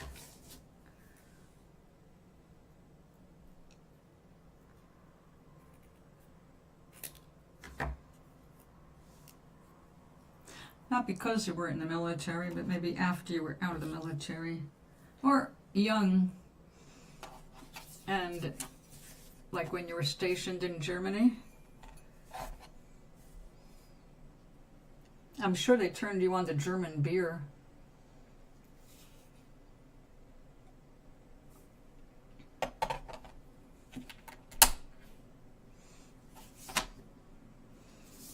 Vape, if you drink, what's your drink of choice?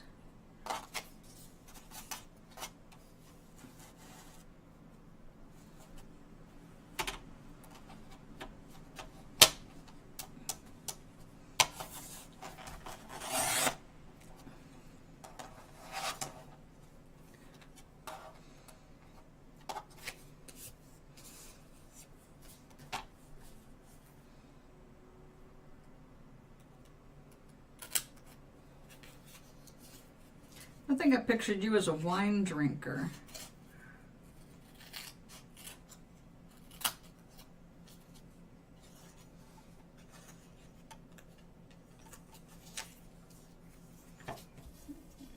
Wine.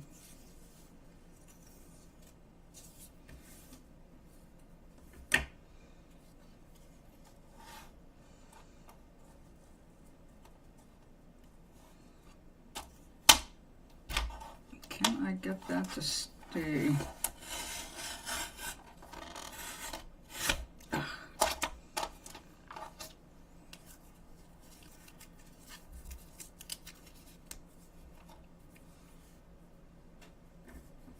Okay.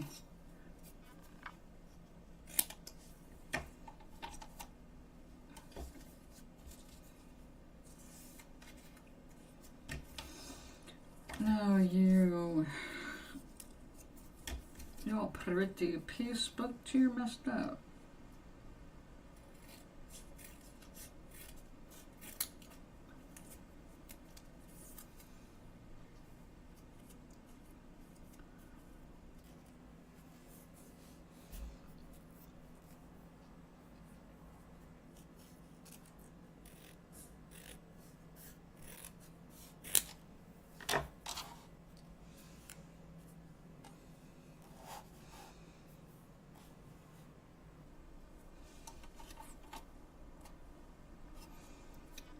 Oh, I got real twisty toward the top.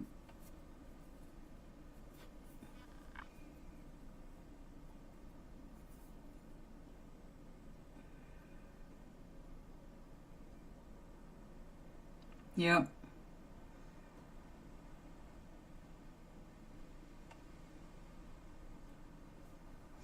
Yeah, I would figure that there would be pressure on you because that's how the military is. They're a bunch of assholes.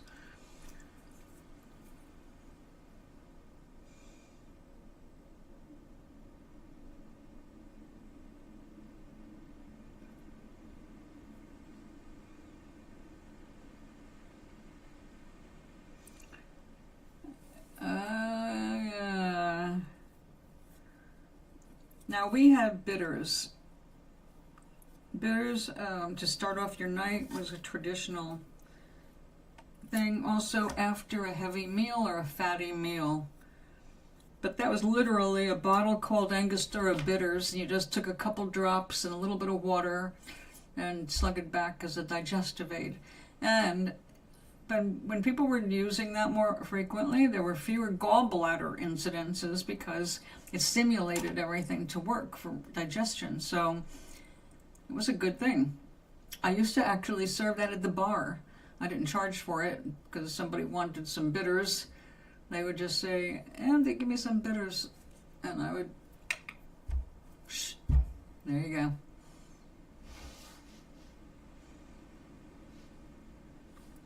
Ramazzotti, amaretto, unicum, okay.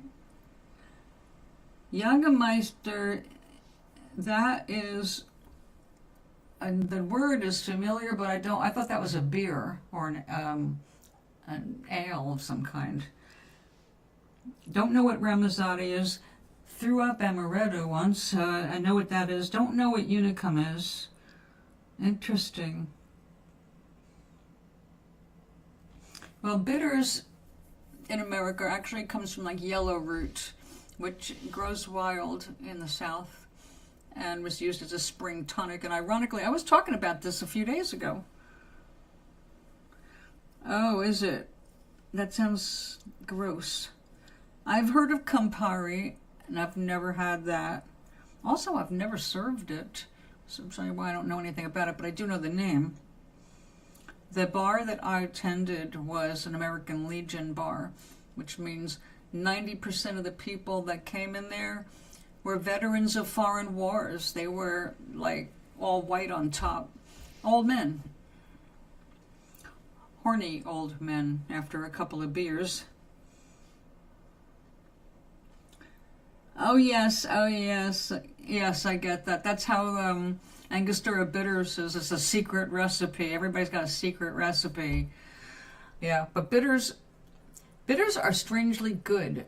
I'm not going to say you'd want to drink of them. No, I don't know anybody that would. But just having a little bit, it had a really pleasant aftertaste. It's just a strange kind of a thing. Unlike anything else that I can relate it to. It's one of those standalone, this is only one of its kind of things. But other companies have made bitters using the same basic ingredients and just the flavor changing a little bit here and there.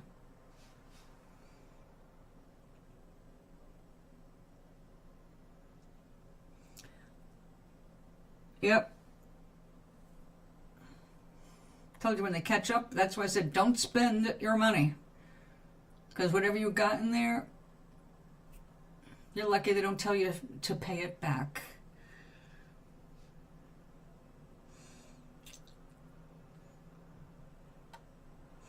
I did not know that they could do that, but I know that they play those games.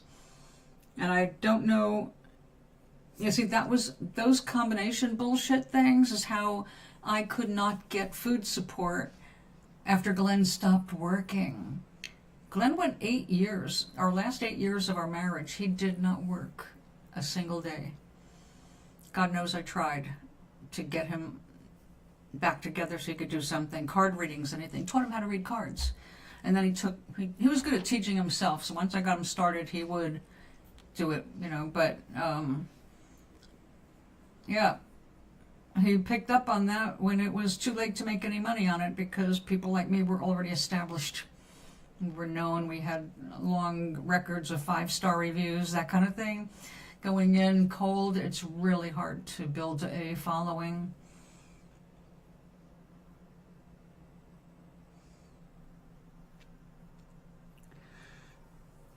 No, not in this.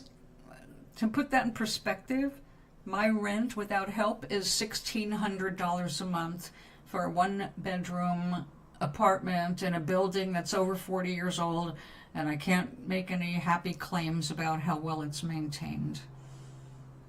Like, the last time this apartment was painted the right way was probably 30 years ago.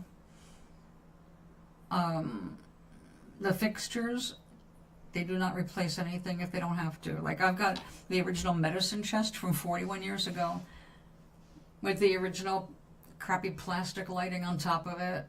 Only thing they've changed was make it from regular bulbs to LED bulbs. That's the only thing they changed. Oh, and lately they came back and took out some wires that didn't go anywhere.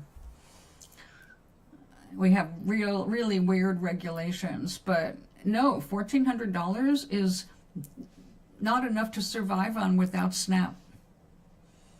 It's just the maximum you're allowed.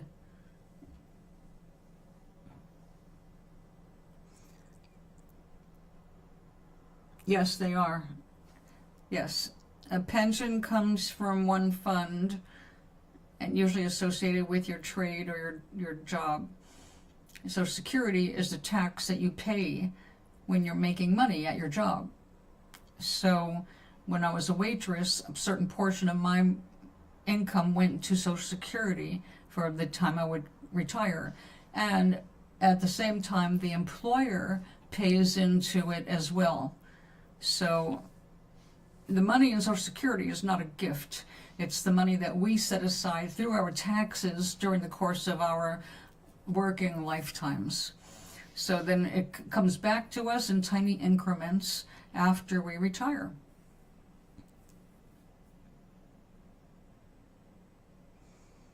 Everybody wishes we had a better president. The only people that think he's a good president are freaking idiots who dropped out of school in the 8th grade and don't know what's going on and don't want to know what's going on. So basically, the stupid factor in our country right now is especially high.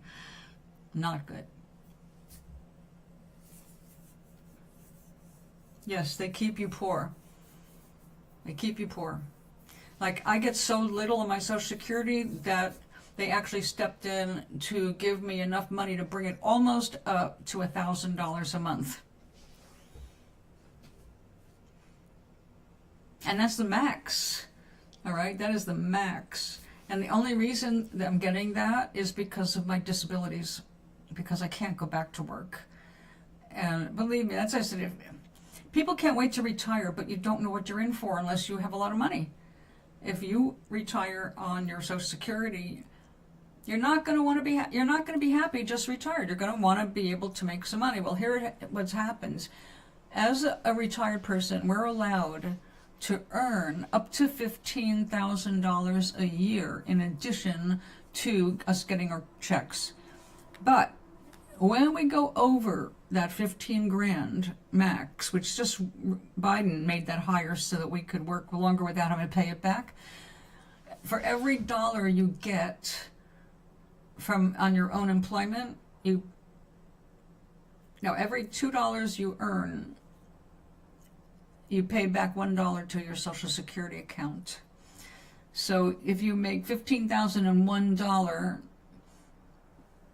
well, I don't know if they would take that out, but $15,002, that $2 counts. I've got to put $1 into my retirement again. So it was, I don't know, 14,000, 13,900, something like that we were allowed to earn before we had to start paying back Social Security. So you don't get a penalty for making money, but you have to keep track of it because it is taxable income, whereas our Social Security in most states is not being taxed. Not in every state, some states tax it. And by the way, Doc, what pissed me off about Glenn, because he was younger and he made just as minimum wage, he did better than I did. When he ended up with disability, he ended up with $1,400 something a month. Because of that, there was a $5 discrepancy, so we could not get food stamps. And I got nothing. I was his wife. It all comes under one thing. So even though we had 2 faces to feed, no. People think it's easy to get food stamps, or they bitch about, oh, illegal aliens are getting it. It's like, no, if you understood what you had to go through to even get those damn food stamps, it is not easy. And the problem is in this country that even though Reagan kept pushing the trickle-down theory, nobody's trickled down anything. Bezos got billions. He got even billions from our government. We gave him a gift in taxation breaks, which is why they want to take it out of our SNAP and health and housing. He is just laid off, 40,000 people? 30,000 people unemployed? So he doesn't have to worry about paying them, and besides that, they're replacing all those people with robots. So what good is that? We gave him a bunch of citizens' money, taxpayers' money, to help him in his companies, and he's just laid off more people. So this is what we have to stop. We have to stop all that shit. One of the things that people are not getting when they see the stock market. Oh, the stock is doing great. I said, yeah, well, unless you're a stock owner, it has no reflection on your reality. The only people who care about what the stock market is doing is people who own stock. And if you're not a millionaire, you don't own enough stock to make a difference, you're just feeding all of the other people playing in their investments. The problem is, what is stock?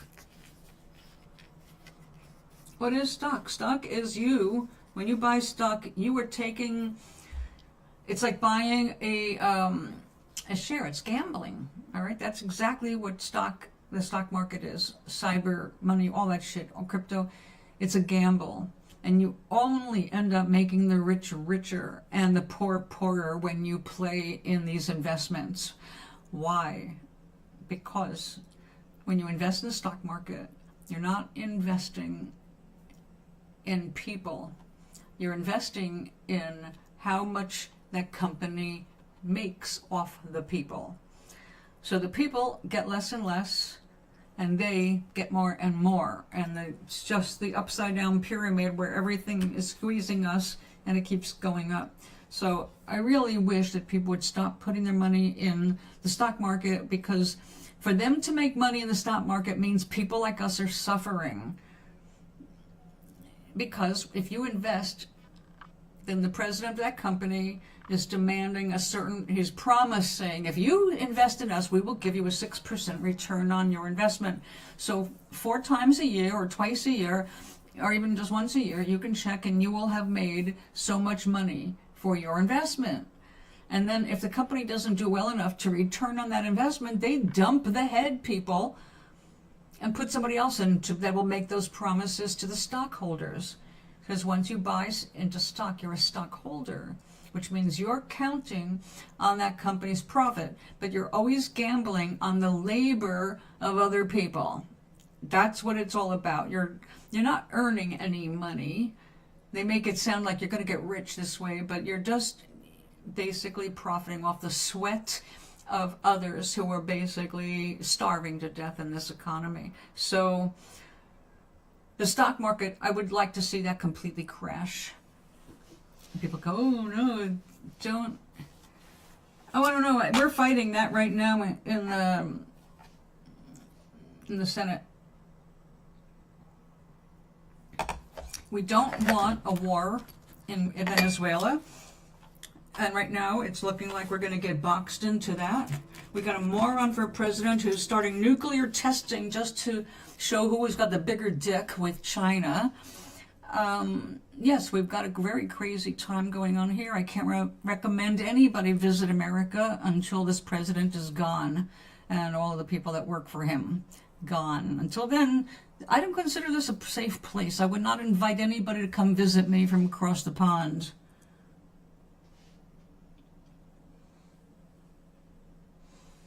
If you made 12% profit on somebody else's work, then you are making money off somebody else's sweat. And 12% profit is amazing, so you have to be lying to me.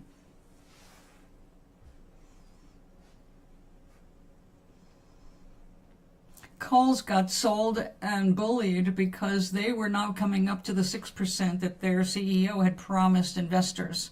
They almost closed the store down and forced a merger with a company that would have really screwed over. They still ended up having to go with capital investment to back them and their credit. So there's a lot of companies that are just making money off of like sweat labor. So while some people are going hungry, some people are sitting back going, look at all the money I made by investing. I'm sorry you're not lying. What did you invest in that gave you a 12% profit?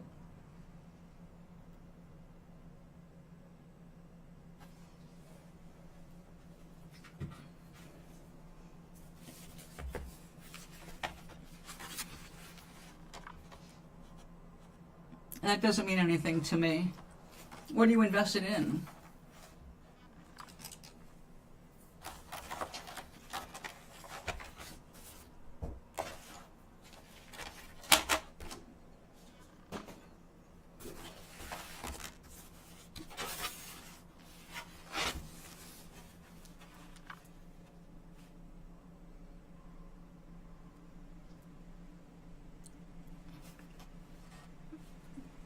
Through what?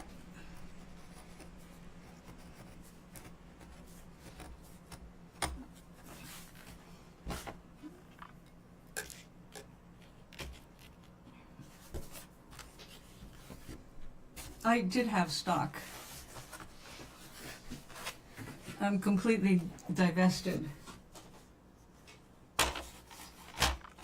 We had 10,000 in what do they call that? Commodities.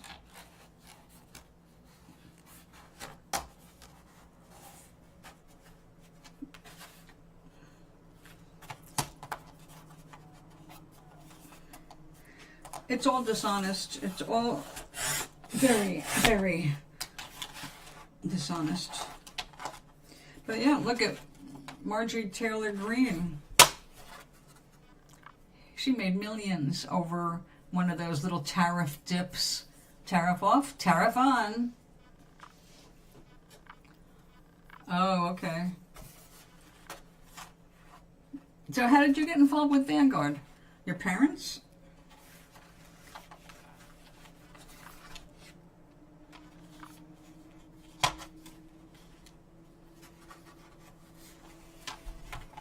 Well, as long as you remember it's gambling on other people's work, and that in the demand to get those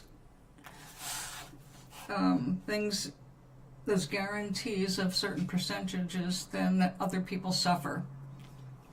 So while you're making your profit, other people are going hungry. Which is not to put a damper on you, but yes.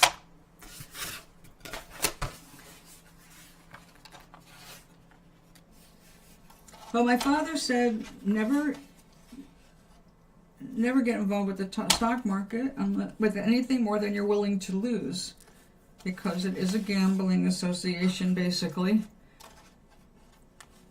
and you don't know what's going on because the big players, well, the big players are big players, and they make their money on all the little players. That's what they use to do all their investing. All the suckers who think they're going to get rich on $5 stocks.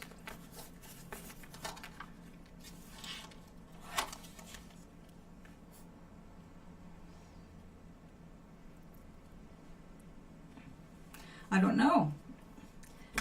The point is that our choices make life happen. So if you're gambling on things that matter to you, and you're investing in something that matters to you, like a soup kitchen going up or something, and that's a gamble, yes, you'll be able to get your stuff for the soup kitchen at a reasonable price so that you can supply people with food. There's different gambles. Yeah. I'm telling you, the whole thing is freaking fixed. Get your money. The most valuable thing you can have during times of crisis is cash. You want a stash of cash. So, that cash is worth way more. Because as far as investments are concerned, you've got to remember who's going to be coming out on top. Look at who the billionaires are. Look where they're putting their money. Do you really want to support those things? I don't want to support Palantir and Peter Thiel. I don't want to support those fucking pieces of shit that just want to govern the world. No, can't do it. I think we make this smaller. Well, again, here in this country, a lot of people are just going to have to go without. We're not going to have the money for gifts. And with this administration, we don't have the fortitude for it either. It's really hard to feel good sitting down to a big meal when so many people are going hungry right now. And it's just going to get worse this winter because we're going to have a real winter here. We haven't had a real winter in a few years. Wow, the people here have forgotten what it's like when the power bills go way up and power cuts out because of storms.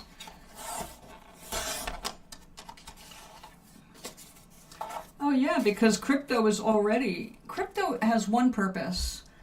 It's a way to launder money from foreign entities coming into the United States. That's why Trump deregulated it as fast as he could so that he could get his money in. And then he opened up his crypto for people overseas with no limit and being able to do it anonymously. Does that sound honest?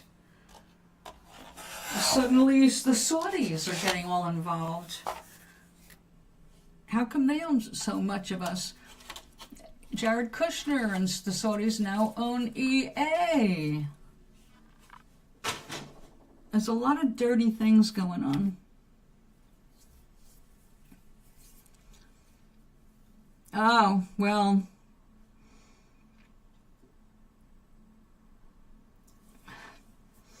Everybody tries to get rich quick. Those are the first fortunes that go.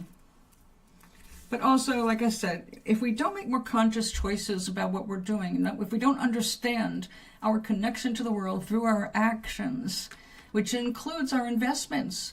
Are you investing in secret facilities to house Americans? Do you know that right now there are camps being put up with 10,000 beds in them? That's what our president is doing right now? He's building concentration camps. He's planning on taking us hostage. Us. Not other people here in this country.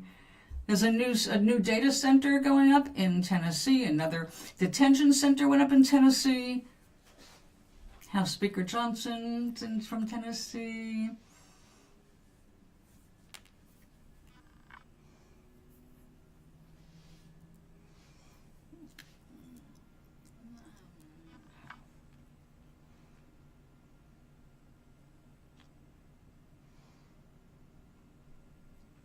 Oh, you're talking about that guy? I know you're talking about the crook. The one that just got pardoned by Trump. No, he's an actual criminal. And the whole idea of Bitcoin mining went back a little ways. Do you remember the big B? I do.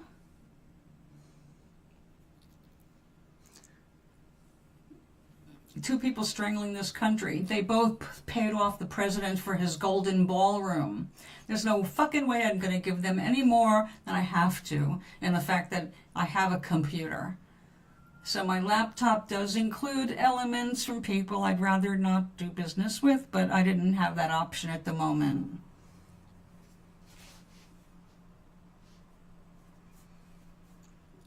I don't know what you mean by nifty-50. They will, but we are still going to work with digital books for lack of room.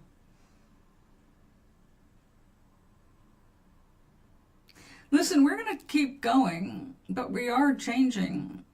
We are going to have to change. We have forces right now in America that are trying to break us up into the states, all right? That's been Putin's whole thing all along. Break us down into the states, because if we're not united, we're not as strong. Without a central government, we're not strong, all right?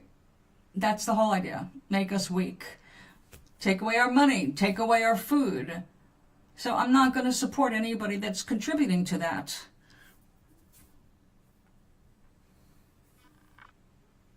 Oh. It's not any different. We have fewer companies controlling everything now. 5 companies control all of our food in this country.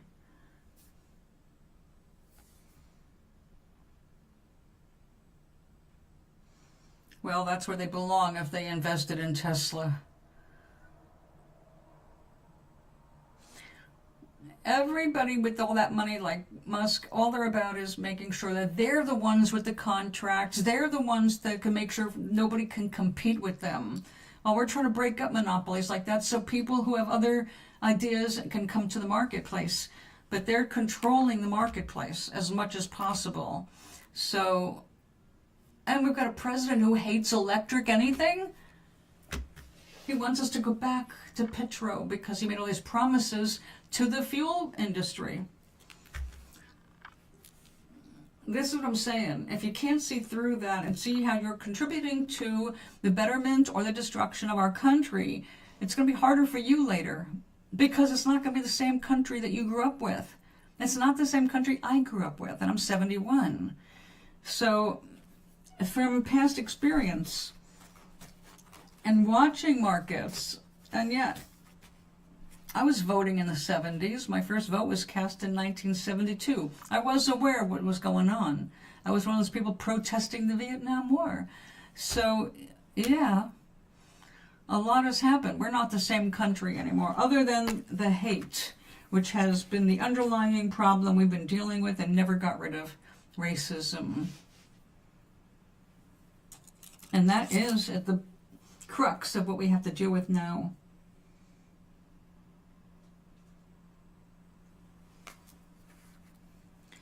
Well, again, thank the Republicans, thank people who don't understand how the economy works, but listen to whatever leaders on Fox. These are the people helping bring us to our knees. And all those people that watch Fox and think that we'd be better off with a dictator like Putin. That's a little concerning. Oh, I think we'd do better under a dictator. I won't have to make any decisions. It's like, yeah, you don't understand. Dictators own everything, like kings and queens. They own all the property. All the property. They own the people. That's a dictatorship.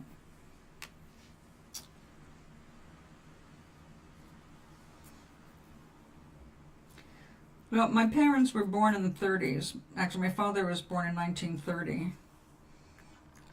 And his father had to travel coast to coast to find work during the Depression.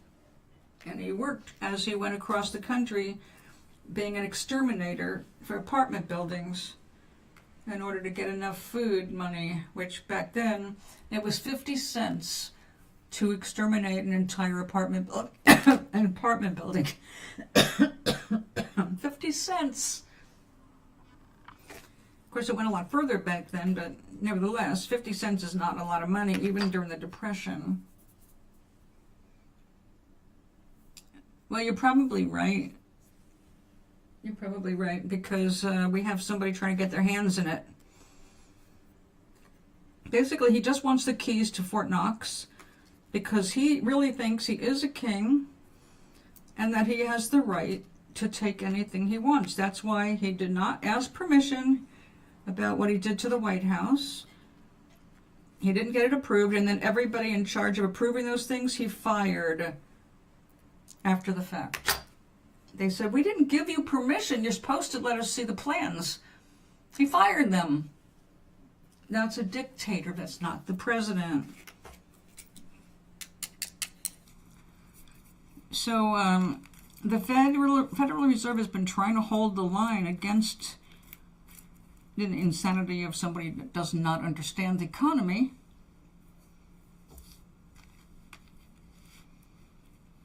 Yes, but that's not going to happen this time because we don't have the same kind of setup we had back then. But let's face it, the people who have the most money will always fare better in those kinds of circumstances. But remember, the last time there was a big stock market crash back then, a lot of those people threw themselves out of windows.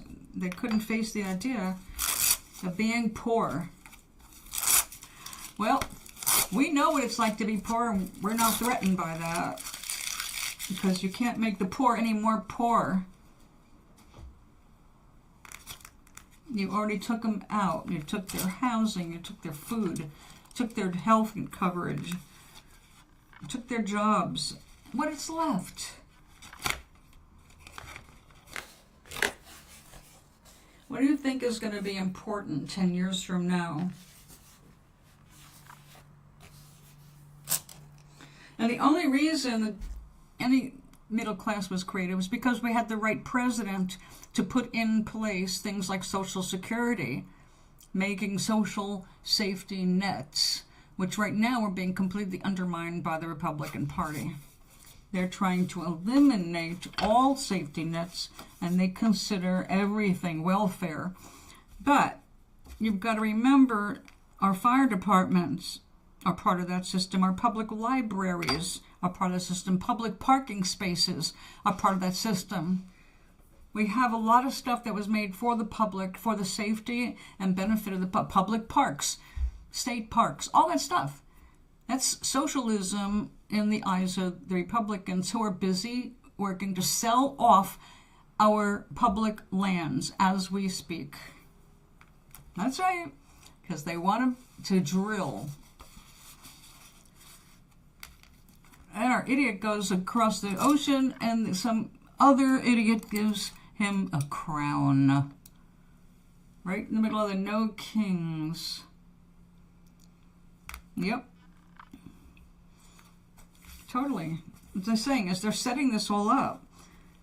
And they're trying to get us all at each other's throats, which is why we have to understand this is not a red versus blue. It's not Democrats versus Republicans. It is democracy versus fascism. It is the poor and middle class, what's left of it, against the ultra wealthy, the top 0.5% of the country that gets away with paying no taxes and gets all the tax benefits that we don't get. And we have to give up our programs to give them the tax benefits.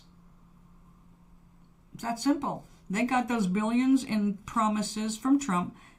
The promise being that to get that money to pay them to make up for the loss of their income to run the country, we need a certain amount, right? Our federal deficit. And to make up the money for that, so we can make our monthly payments on our credit, we have to bring in money. So where do we get it from? We take away all the social programs. We take away the public Department of Education. We take away health care, any help for health care. We take away any kind of food support. We take away HUD and housing support. If we take all those away, then the billionaires won't have to pay those awful taxes. And they can buy that extra yacht they needed so badly. Because doesn't everybody need multiple yachts? I mean, I know I need at least 3. I don't go anywhere in winter, you know. So. But spring, summer, and fall, I like my yachts. So yeah, people are being misdirected through their hate and racism and fear to look at immigration like that's the problem. Or the liberal ideas, it's problem. It's like, nope, those aren't the problems at all. Incessant greed is the problem.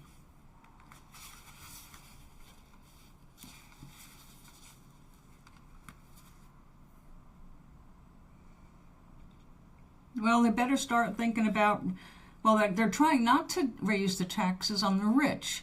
However, the poor are taking it on the chin. The taxes are going up for the small people. That's the problem. They're getting cut off by everything. And tariffs, as you know, is a tax on the people. Trump keeps saying he's got 70 or I don't know how many trillions it's up to now, but where is it? Nobody can say where that money is. And if he's got those trillions, then how come we can't have food? He went and put the farmers through hell because of his ego with China. And now he's like basically brought it back to where it was before he screwed everything up, but only less. We lose in his deals. But he's going to tout it like it's great. We're back to where we started, only worse. So, yeah, we have to have a change. So, Tuesday is election day. I will be voting blue. I will be going with a couple of other people. So, it's time to tax the rich. Let them pay their fair share. The reason we came out of all that stuff after Depression was, go take a look at what we used to charge the rich. They paid 50% in taxes, okay? Half of their income went back to the government, and that's how we rebuilt the country. So they're down to like nothing. How is it that they paid more in other countries than here?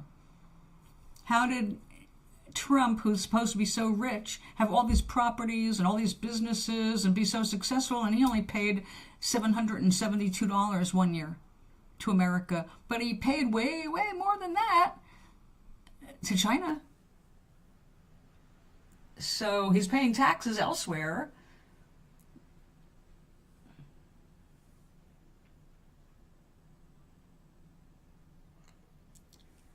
We didn't have to count on war. It wasn't the war that brought it back. We had a war in all that, but we didn't use the war to build the economy. People got busy, mostly women. And we don't want, of course, a war economy. We want a successful, happy economy. No, you're wrong. It's already skyrocketed. The reports are not accurate because the people who were supposed to be reporting the real jobs reports were fired. They've been shut down by Trump. We know just by how many people they have laid off in the government. All right? We already know all those people that Doge got rid of were unemployed. So, no, it's way more than what you're seeing in the figures. They're just not letting the figures out, honestly. So, no, they've already skyrocketed. But you can't trust mainstream media anymore because they've all rolled over and played dead. No one's asking follow-up questions to obvious lies when they interview the president or his reps. No one's pressing for more truth except in committee where they're being put on the stand and saying yes or no, and they're refusing to answer yes or no questions. Well, for now, I guess, but, you know, gold is limited. It's not like they're finding lots and lots of pockets of gold.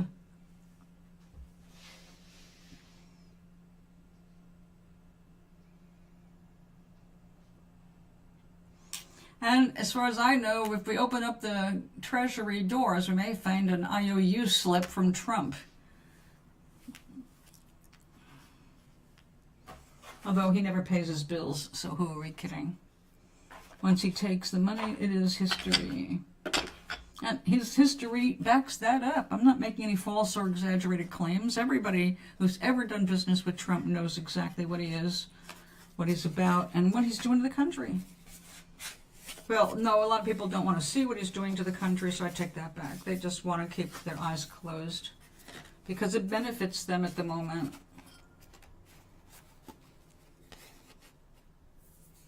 Oh, yeah. Oh, yeah. My friends down south that were in the jewelry industry, ones I got a lot of my stuff from, like this, they collected gold. They were always panning for gold. They had a whole setup in their backyard. You used to be able to go there and buy a bucket of salted dirt, you know, to find stones, but they were there all the time looking, a sluice. They were looking for gold because North Carolina, right down the mountains, down the Blue Ridge Mountains, was known to have gold, but nobody could find the big vein. The mother lode was never found. But you can find gold slowly but surely. And they were saving their gold for this kind of a time. Oh, it is so tiring. But it's really nice in summer. We did it.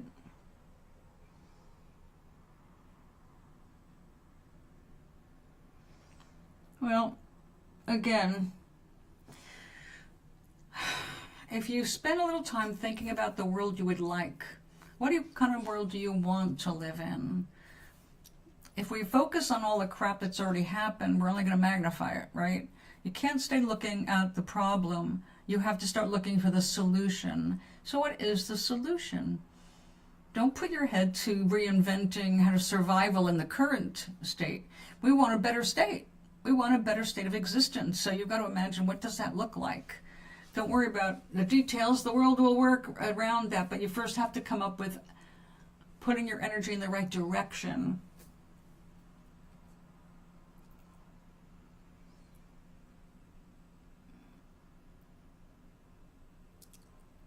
Well, they were hoping that the cyber stuff would be a world currency, but unfortunately it's too open to collapse. It favors only the billionaires, and it's sneaky. There's no way to document it, and once it's gone, it's freaking gone. You don't even have a way to prove anything. So yeah, you can go ahead and get some Ethereum, and then suddenly its value disappeared. And how are you supposed to do anything about that? Nothing. You've got zero power. It's gone. It's a gamble. Like, well, shit. I thought this was going to grow. I thought it was going to be worth something. I just put $5 grand in it, and how can I have nothing now? And as far as the bugs flying around, I will tell you what I did. It worked really well because I lived on a farm, and we had to deal all year. Down in North Carolina, you don't get a whole lot of snow. When we did get snow, it was gone usually within hours. Occasionally in the woods, we'd have it for a week, but most of the time the temperature just rose too much.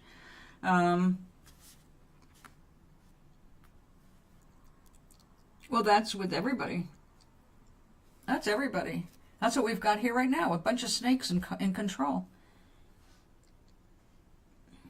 As far as the bugs, because I did panning, but I mostly did stuff like walking in the water and digging, looking for stones of all kinds, because North Carolina's got a lot of semi-precious stones in the water. I got one of my favorite pieces of aquamarine, natural aquamarine. I got a really nice little bar because it's got the whole shape of the crystal. It's really cool. Beryls are like that too. Sapphires and rubies are really cool, the shape of their crystal. Well, you don't need to go that far. Actually, just your normal summer clothes. I wore a wide-brimmed hat, and I had a mesh veil. A veil that had an elastic. It went over the crown of my hat, and it came down. And it was like nothing could get within a foot of my face. It was great. They'd bump up against it and go away. Now, on the water, well, anywhere I went, I wore that, but that was really useful for the tiny flies because, you know, you go through a swarm of gnats, and I did not like that. They always end up in your eyes and up your nose. So that little veil was extremely useful. Other people take corks on strings and attach them with pins on the edge of their hat. So as they're moving, the corks are bobbing around and they scare all the flies off. But I don't like things bobbing around because I automatically want to swipe at them. But yeah, the veil works great. It's like a mosquito net. Super lightweight, washes easy, fits over your hat. And I'd wear like a gauzy shirt. You don't need a lot in the summer especially. You just need something light and fluffy to keep things away from your skin, and it wasn't that bad. And also when you're panning, you're in water. You're either sitting next to a sluice, which is the running water, constantly running, and you're constantly lifting it up with a screen and shaking it out and seeing what you got in there, and so it's fun. But you also have things where you can get in the water, like if you're in a stream. You would do it in a stream. Sit on a rock, dig some up. The gold is the heaviest, but it's usually like dust, little barely visible gold dust, but it's very visible. Once you see real gold, it is gold. One of the things, though, that is also common there is iron pyrite, which is fool's gold. It's very bright gold, looks very much like gold, but it's not gold. A beekeeper's outfit is just too much, and it's not necessary even with bees, unless you're going to sit there with a hive of bees. Bees, wasps, all of those bugs don't really want to involve themselves with you as a human. When you remember that when you're out there, they're looking for their food, they're looking for their home, they're looking for their mate. They don't give a shit about humans, but, well, except the bloody ones, the ones that want to drink your blood, like mosquitoes, yeah. Other stuff is just looking for moisture. They bump into you, but more by accident than by design. So it's not hard when you realize they're really not after you. You're just in their environment. And if you act like, yeah, all right, they just go around you. They just treat you like you're a plant or a tree. And that's how I learned to not freak out in the garden. Because I'd be out there with the sunrise to take care of my garden. And everything's out there at that time. And matter of fact, when I first hit the garden early in the morning, bees and sometimes wasps are asleep inside of the flowers, where they fell asleep collecting pollen. Then the sun went down. It was too cold for them to get back to their hives. They sleep in the flowers. And then when the sun hits them, they just start to wake up and go, oh, yeah, okay, that's what I was doing. And they get animated again. And then they ignore you. They just wake up and go, oh, okay. This is... off they go. So I got used to not freaking. But when I first moved there, I was still city girl. And I still freaked out for a while. But then I got, like I said, you just... when you're in the garden watching everything doing its thing, you just realize they don't care. You're just becoming another object in the garden. As long as you're not swatting at them or killing them, they ignore you.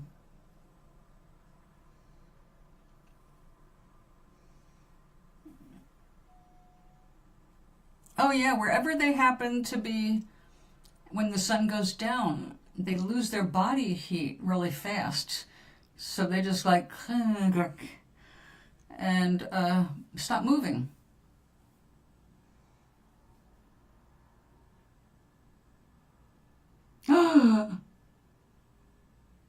Oh my God, that's really insane. Yellow jacket juice. That's really irresponsible.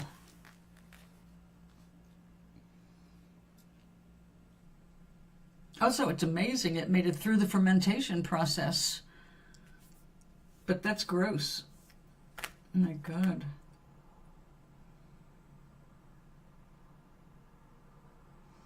I bet a lot of people got sick from that one. I'm allergic to wasp venom. So yeah, that would not have been fun.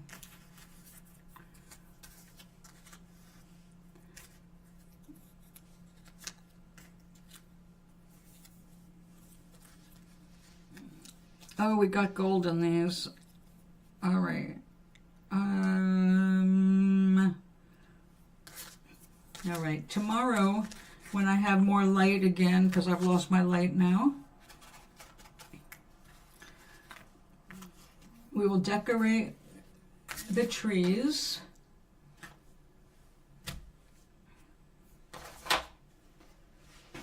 Didn't I just have a third one?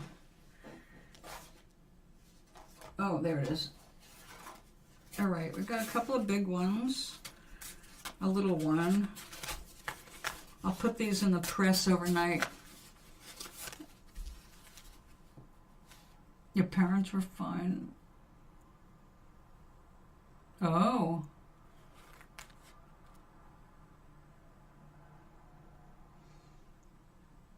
Yes, I get that. Yeah, yeah. See, we have the same thing. We're only allowed... See, everybody in America is allowed to make their own beer and wine. We're not allowed to do distilled liquor, because that's having a still, and that's very much illegal everywhere in the country.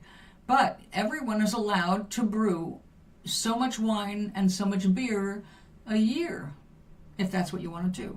That's why we got all these micro breweries, people getting into, let me make my own beer.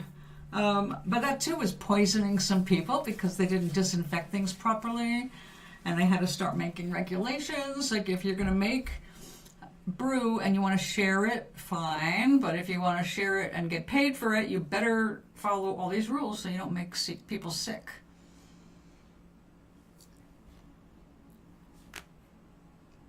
Oh no, you can't.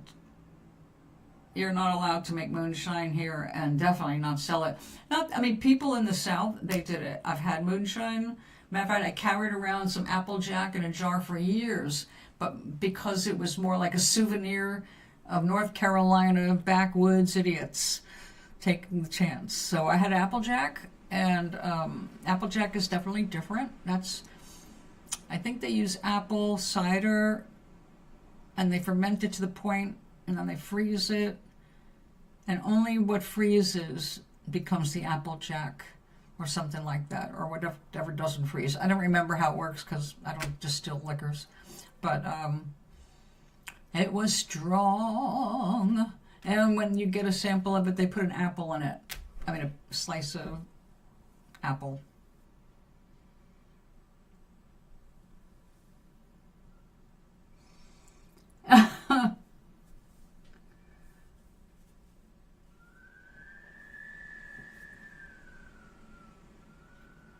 Yes, the wind.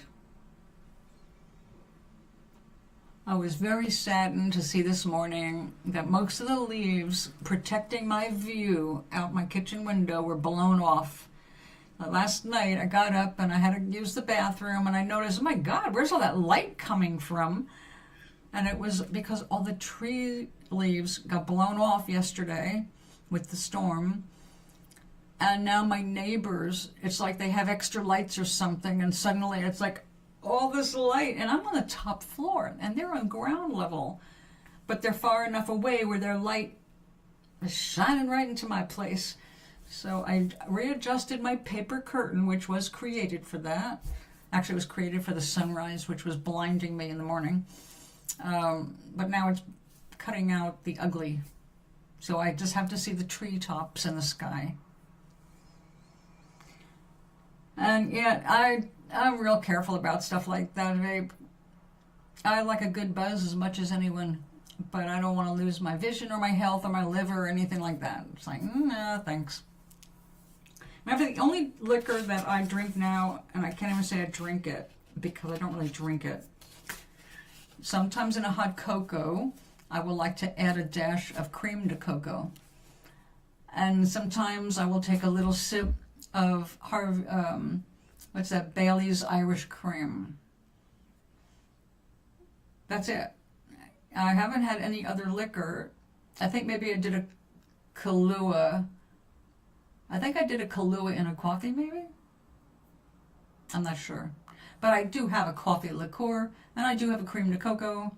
And although I have vodka and ouzo, I just don't drink anymore.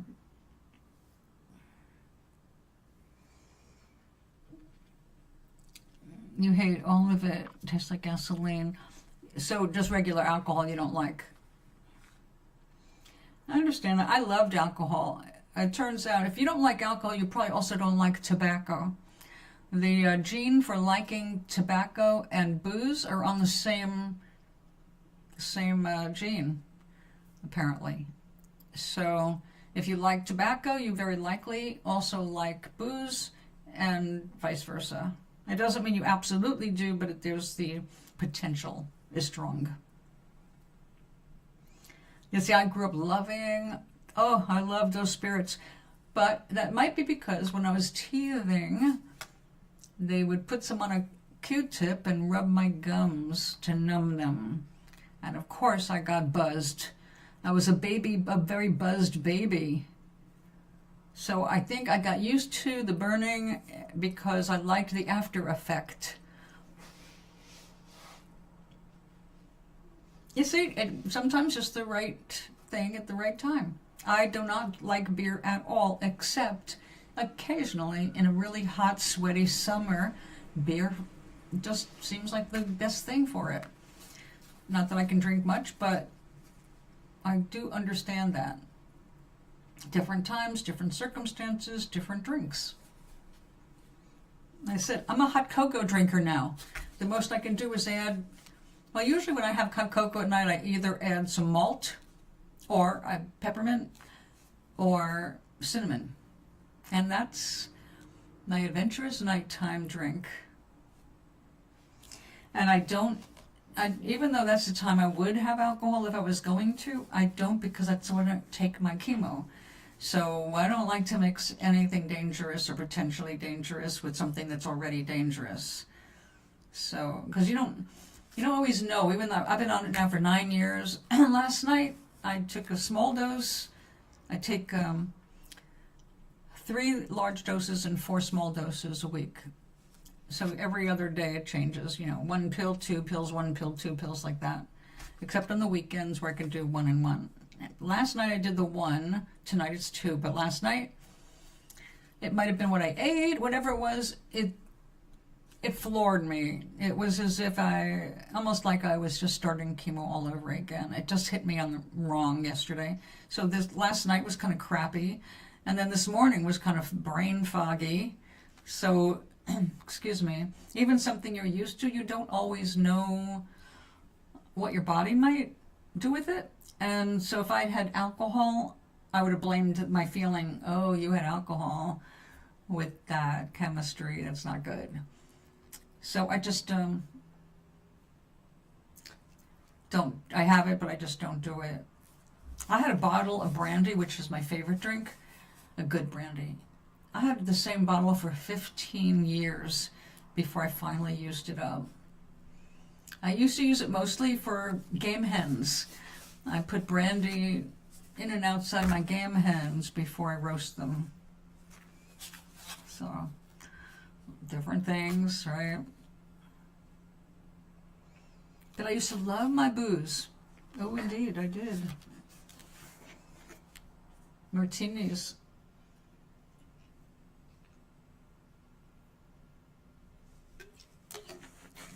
Matter of fact, when I was 16, I had a jar of martinis I kept in my school locker.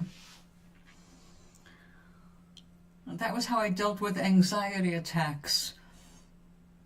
I would run to my locker and take a sip.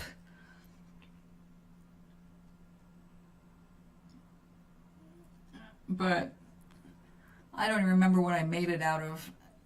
I think it was supposed to be gin and vermouth.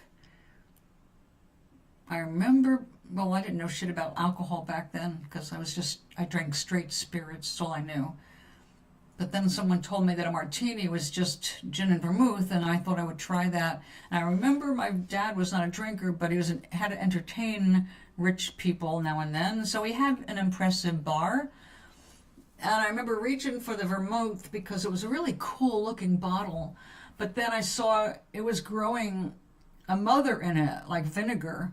It's like, I don't know what that is, but I am not touching that. It looked weird. But I did mix up a jar, put it in my locker, and my best friend Ellie, I turned her on to that because we had to share a locker for convenience, and also because I wasn't allowed to carry books because of my back. I was in a body cast. So she had some books and I had some books, and she would carry some of my books. And if we needed a hit, we took a hit. How they didn't smell it on our breath, I have no clue. No, like amaretto. Whoa. I loved amaretto, and I got sick on it out of the blue. I mean, I wasn't drunk at all. I had one drink of an amaretto on the rocks, and then my girlfriend and I were just at the bar, nice day. I just remember I had that one drink, and I was fine, and then I get outside, and suddenly it was like, my body does not like amaretto, and it got rid of it. Complete surprise to me. I wasn't drunk. But after that, it was like, oh God, I never throw up, so what the hell? So that was the end of my amaretto. But I found another one I liked even better, Frangelico, hazelnut liqueur. Oh, whoa, 80% alcohol? That's blinding stuff. That's worse than Everclear. Everclear is 150 proof, which means it's 75% alcohol, right? Because whatever proof it is, the alcohol is actually 50% of the proof. Tatra tea.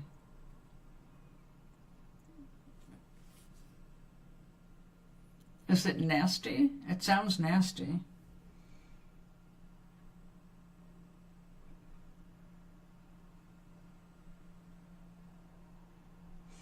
But see, I loved booze when I was a kid. I loved it. I was willing to try any booze just to try it.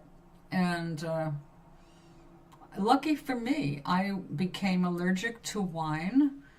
I couldn't go near wine from, I don't know, 18 years old, 19 years old and up. It just was like, one day I smelled it and it was over. I couldn't drink it for years. I was 28 before I had some wine, and that was for my wedding. And that was champagne. Wow. That's pretty strong stuff. Doesn't take that much to get you loaded. But see, I like the sweet brandies. I liked peach brandy. Actually, my favorite was apricot brandy. And then I got into cherry brandy, which was like cough medicine. But I burned out apricot, so I went to cherry. Besides that, it was just straight brandy, and a lot of it.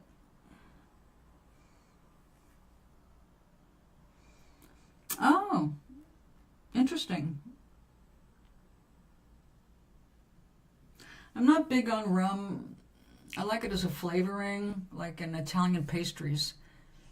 They make a rum cream for profiterole kind of a thing, puff pastry, which is really, really good. But I don't know if that has real rum in it or not, or just rum flavoring. I'm just more of a brandy person. Oh, wow. That's interesting. That's pretty cool. That's a lot of flavors. That's like a bar of candy.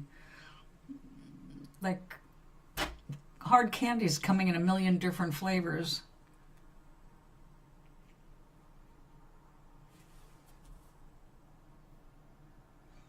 Could be. I don't know. I'll have to look that up. Here's my scrap paper.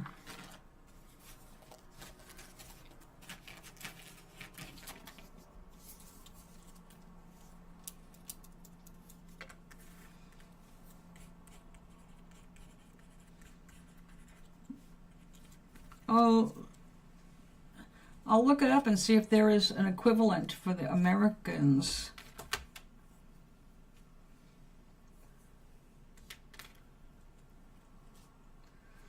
I see more messages here.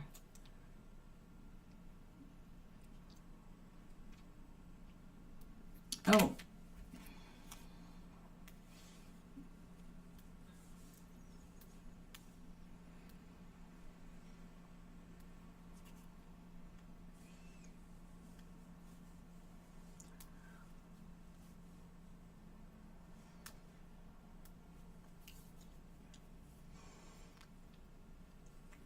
my sis from California.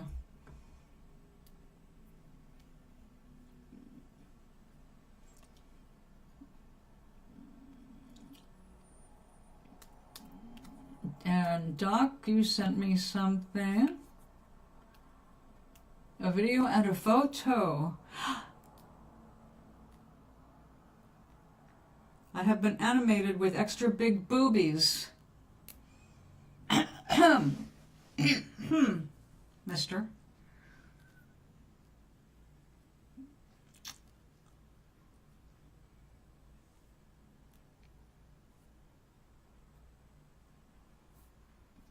I look kind of robotic in the second one with the wolf. Ooh, the one with the owl is pretty damn cool. All right, guys, you got to see what Doc did.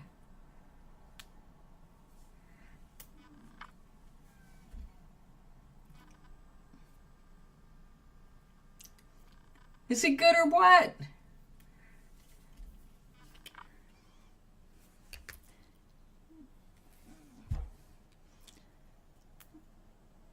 Oh, and here I am with my raven. Although that raven looks like it's have some serious problems with its legs. Unless that's my hand, which was accidentally turned into a feathery black thing.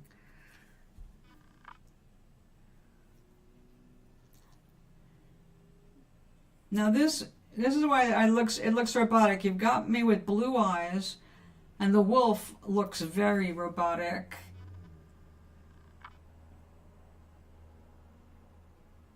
Because of the eyes.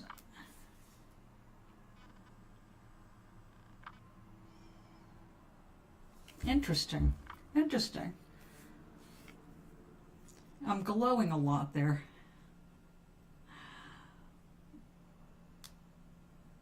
You're funny, man. Touches of the mountain range here. Oh, I see. Interesting. That's pretty cool to know. Hiking, yes. Skiing, no. You don't want to see me on skis, girl. And remember, people, please leave the thumbs up. I need those thumbs up. It's disappointing to come here and not see thumbs up. It's like I wasn't here at all. And my stuff will get no publicity whatsoever on YouTube because the algorithm is like, nobody cares. We're not going to promote you. Fuck yeah. There's nobody thumbing up, nobody leaving comments. You don't exist on YouTube without that.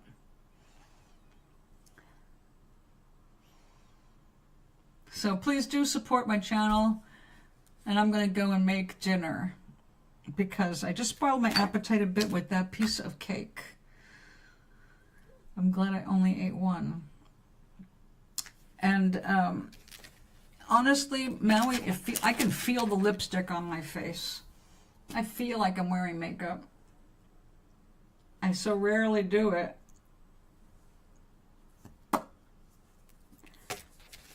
It feels strange to be wearing makeup.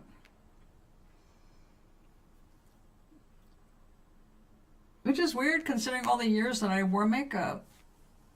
I mean, the picture you're using of me, I obviously had a lot of makeup on. Well, Doc is one of the good animators. If he was the best, he would leave a comment for me. All right, my sweethearts. I'll be back tomorrow. You can count on me. But I'll sing a little higher if I feel inspired. That's the best you're gonna get from me. Until tomorrow, darlings, have a wonderful evening. Happy Halloween. And have fun this weekend with all the family cemetery visiting and eating. Thank you for the conversation. Informative dialogue. I've learned so much about your culture, alcoholically speaking. I am the cat who walks alone. I see you tomorrow, darlings.